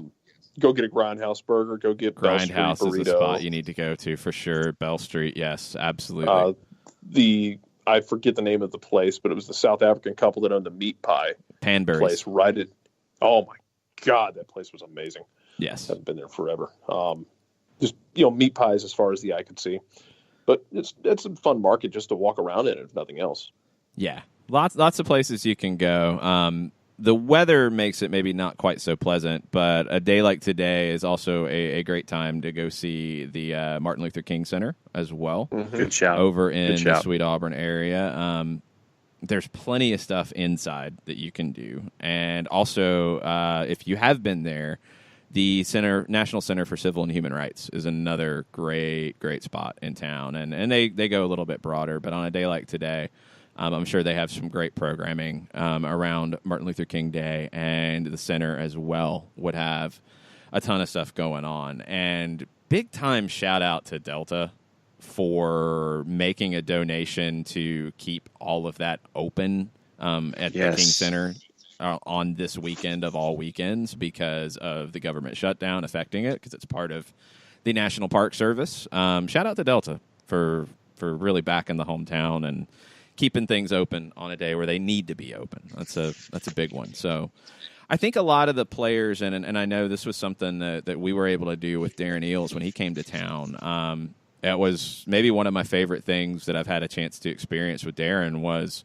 myself and Sanjay Patel from Soccer in the Streets board and Kwanzaa Hall, former Atlanta City Councilman, and Darren, we had a chance to go to Martin Luther King Jr.'s birth home over off of, is it off of Auburn, or is it off of the street over? Is it off of Edgewood? I think it's off of Auburn Avenue. And it's part of the National Park Service now, and we had a chance to see that, which I'd never had a chance to see it. I'd seen the King Center before, but I hadn't had a chance to see the birth home, and it was very cool to show that part of Atlanta and talk about that part of it. And Kwanzaa knows the story as well as anybody, and was able to speak to some things that I'd never heard, never learned about. So very cool, and definitely take some time today if you get a chance. It is if you're a Twitter guy like me, it's MLK Day is trending, and there's lots of cool things that are popping up on that maybe you've heard, maybe you haven't heard in a while. Definitely check that out on this day. Go ahead, Jared. And an anti-shout-out to JetBlue for making a 28-3 joke at everyone's expense. See? You know who to count on. You count on Delta in Atlanta, and JetBlue you look at sideways. Yeah. Also, there's always the options of, if you need more indoor stuff, Fernbank's always open, I think. Always good. And the High Museum is right across the street. Yes. Lots of stuff for Pity Martinez to do in the ATL today.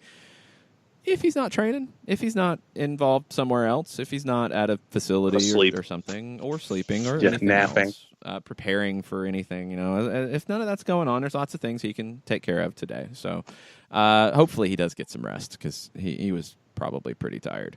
Let's take our final break, come back, and wrap everything up on an Overreaction Monday after this.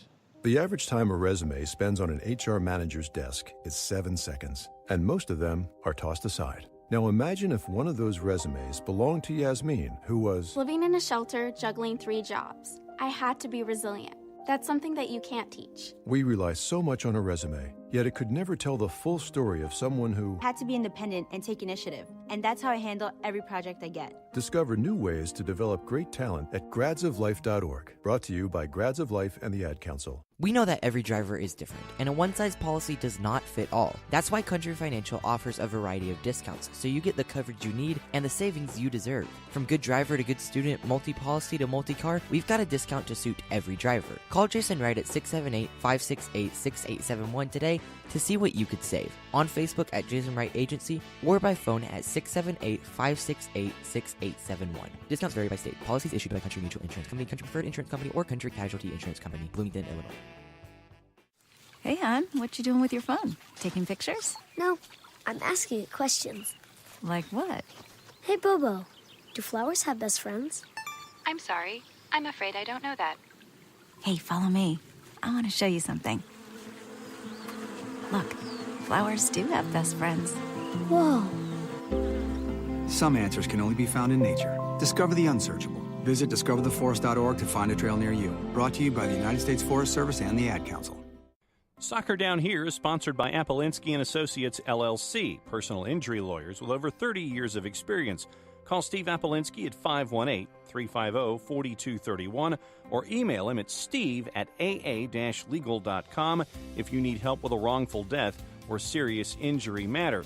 Steve Apolinski is rated one of the top 100 trial attorneys in Georgia, recognized as legal elite by Georgia Trend magazine for being one of the most effective lawyers in Georgia.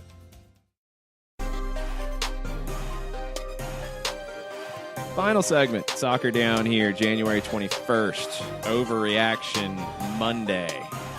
Josh Eisenberg had the inadvertent joke of the day when we were talking about who Orlando should have sent to media days instead of Dom Dwyer if he was so salty. Josh Eisenberg suggested Chris Mueller, Sasha Kleshin, Jonathan Spector, Joe Bendick.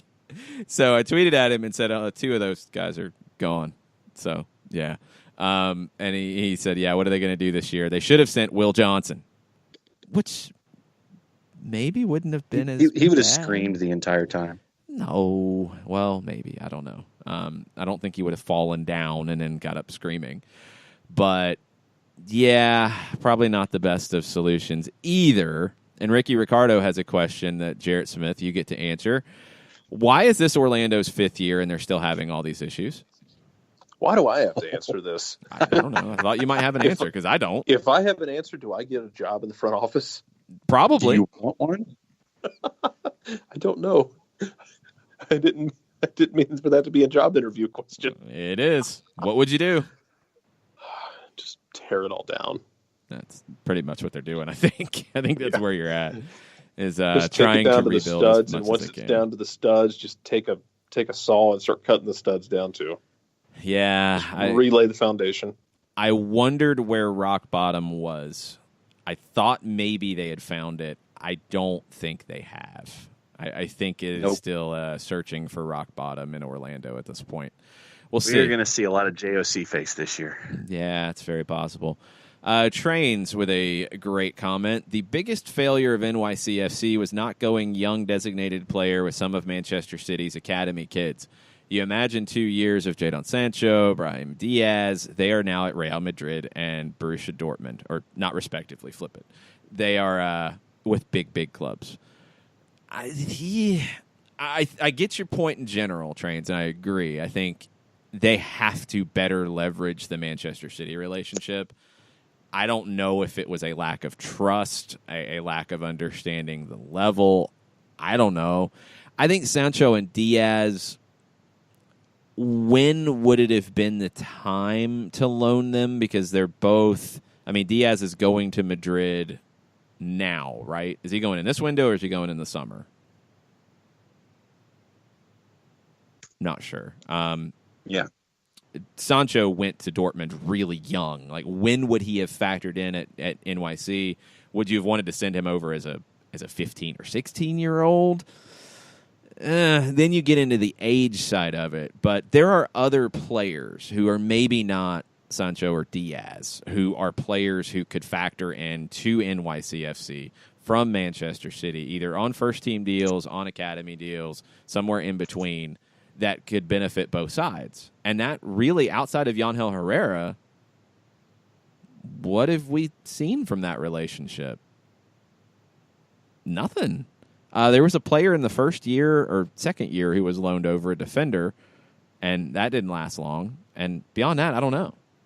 So Manchester City, City Football Group, NYC, they all need to get on the same page because it doesn't feel like they are necessarily. We'll see if Dolme Tarrant's involvement now in New York maybe changes some of this, but you would have expected to hear more of this going into the window if that could have been a possibility, and I haven't seen anything. No, and it's NYCFC in this offseason has turned into more of a head scratcher than anything else, and it's because of all of the egress and without any ingress, and it's unbalanced right now. And I know that we still have a little time for the window and then rosters and all that kind of stuff, but I still have more questions than I do answers right now about NYCFC. And I'm not just talking about this season. I'm talking about philosophy and how they plan on managing things down the road. You're looking this season at either Burgett or Jesus Medina as a false nine playing up top. That's all you have. That's not good. Is Burgett still going to be there? Because I thought he was not even. There were rumors about him going, but he is under contract.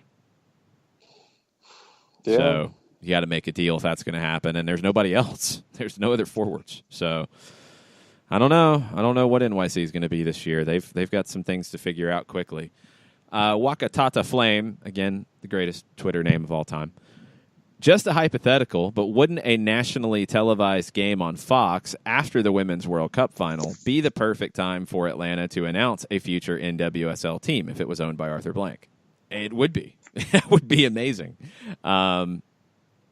Fox doesn't have anything to do with the NWSL, though, so keep that part in mind of this amazing potential thing that is a shot in the dark.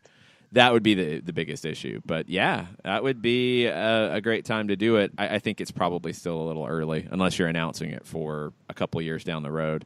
I think you just need to build out the organization, continue to build it out. Because there's still some infrastructure to build out, and there's still some things to do. I think the NWSL has to do some things as well. I think they have to show that they're worthy of that type of investment. And I think they're getting there, and I think they're getting close to it, but there's still questions on that side as well. Katie Weaver with a bit of a follow-up in some ways. The U.S. women's national team, 3-1 loss in France. First loss in quite a while for the U.S. women's national team. It didn't look good. I haven't had a chance to study the match yet, and I will be doing that. But it didn't look good from the bits I was able to watch, and France looks very good. Katie said, U.S. didn't look fully fit or sharp, but still some questions to answer by summer. Also, France looks good. I studied in France 14 years ago, and women's soccer was barely a blip. To see a sold-out crowd watch quality soccer makes me happy. That's part of what's happening with the women's game around the world right now, is you're getting investment in parts of the world that have not seen it, in soccer-mad parts of the world. France is a favorite. 100% this summer. They're the number 3 team coming in the FIFA rankings. This result would have to make France a favorite. Spain, who the U.S. faces tomorrow afternoon, is another team that has invested heavily in women's soccer where it was barely a blip before. So that part's really cool. But, Jarrett, for the women, this is how your year starts. A little concerning. Yeah, it's a little concerning. I still have confidence in this team to get the job done in terms of, making a deep run. Not going to guarantee they win anything, but that I think this team makes a quarterfinal at least. Now, how you judge success in women's soccer with the United States, that's not really success in a lot of people's minds. But there's still a lot of questions about this team. But right now, this is such a weird program with so many questions. I think they've got the veterans who can still drag this through and get into the World Cup and make a really impressive run. But after this is done, and a lot of these veterans who have been part of a really fun generation are done, the next 4 years are going to be they're going to be adventurous. Let's just leave it at that. Yeah, stay tuned, and we'll have our first Soccer Down Here women's soccer podcast later this week, and we're talking about these 2 games specifically and kind of what it means for the U.S. women's team going into a World Cup year where you've lost to the hosts now on their turf, and you're going in to face maybe one of the wild cards in the tournament in Spain on their turf. We'll see how that goes. So we'll have that later this week. More coming soon. Ricky Ricardo asks, how big is Alan Cruz not being at Herediano during CONCACAF Champions League for Atlanta United? I think it's big. I mean, he's a player who at one point his move to Cincinnati was going to be delayed until CONCACAF Champions League was over for Herediano. It's not now. He's going to be with Cincinnati to start. So he's a player who's breaking into the Costa Rican national team. He's quality. And losing him is going to be an issue for Herediano. They struggled early in the season. He hasn't played for them in their early matches in the Costa Rican season, and Herediano has lost a match and drawn a match against lesser teams. So maybe it's just pressure. Maybe it's a letdown after a championship. Maybe they're just more worried about building for CONCACAF, but it's been a slow start for Herediano, and losing Alan Cruz, I think, is part of that. Let's see. What else do we have? Joe Bost with a question about the Miggy Pitti brawl for the number 10 shirt. Good suggestion. Maybe Tito Villalba comes in over the top and says he always wanted to be number 10. Tito's the third man. Who's the third man?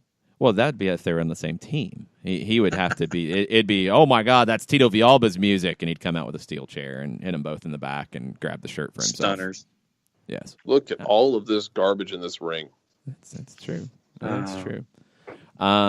Shiva asks about will Pitti be training with the team if he's not announced by the club yet. I would doubt that. I would think that you would be expecting to hear things rather soon. So stay tuned there, and we'll just go from there. Because I don't know. I honestly don't know. But you're not going to be training if you're not under some form of a contract, and we've heard so much from the other side. I think we can all stop worrying about this deal getting done. It's going to get done. He's in the city now. He has a work visa. Everything is good. So just stay tuned. It'll all work itself out very soon. Suggestions for where he could eat. Mary Mac's. John Lee Huey had some shade to throw at Mary Mac's. He went Busy Bee Cafe, which is a good choice. Very good choice. I like Mary Mac's a lot, too. I would probably try to do both. Wakatata Flame chimes in with JR Crickets, obviously. And yes, obviously, that's definitely a good pull. And Tyler Rice with Heirloom Barbecue, not far from the training grounds. That's somewhere I have not been, and I need to check it out. And the Bojangles, that's going to be that's frequent shopping. That's a frequent shopping shopping right there. Yeah, you don't have to go there day one. That's going to be a everyday kind of thing for some people. Probably not for professional athletes, but sometimes Bojangles would be good. Joe Bost, as we finish up, U.S. women's national team did not look ready. No, there were some players out, but looked out of sync. Yeah, there is a little bit of some testing and seeing if players are going to fit into certain roles, and some players did not pass said test, and we'll have to see how they bounce back in Game 2. We'll have to see how different the lineup looks. I don't know what the lineup is. I don't know what the best lineup is for the U.S. women's national team right now, and those are the questions for Jill Ellis a few months out from a World Cup. That's going to be, I think, the most talked about, the most viewed, the biggest women's World Cup in the history of the tournament, because now you have so many countries taking it seriously. It's going to be a lot of fun, and the U.S. is going to be tested like they never have before.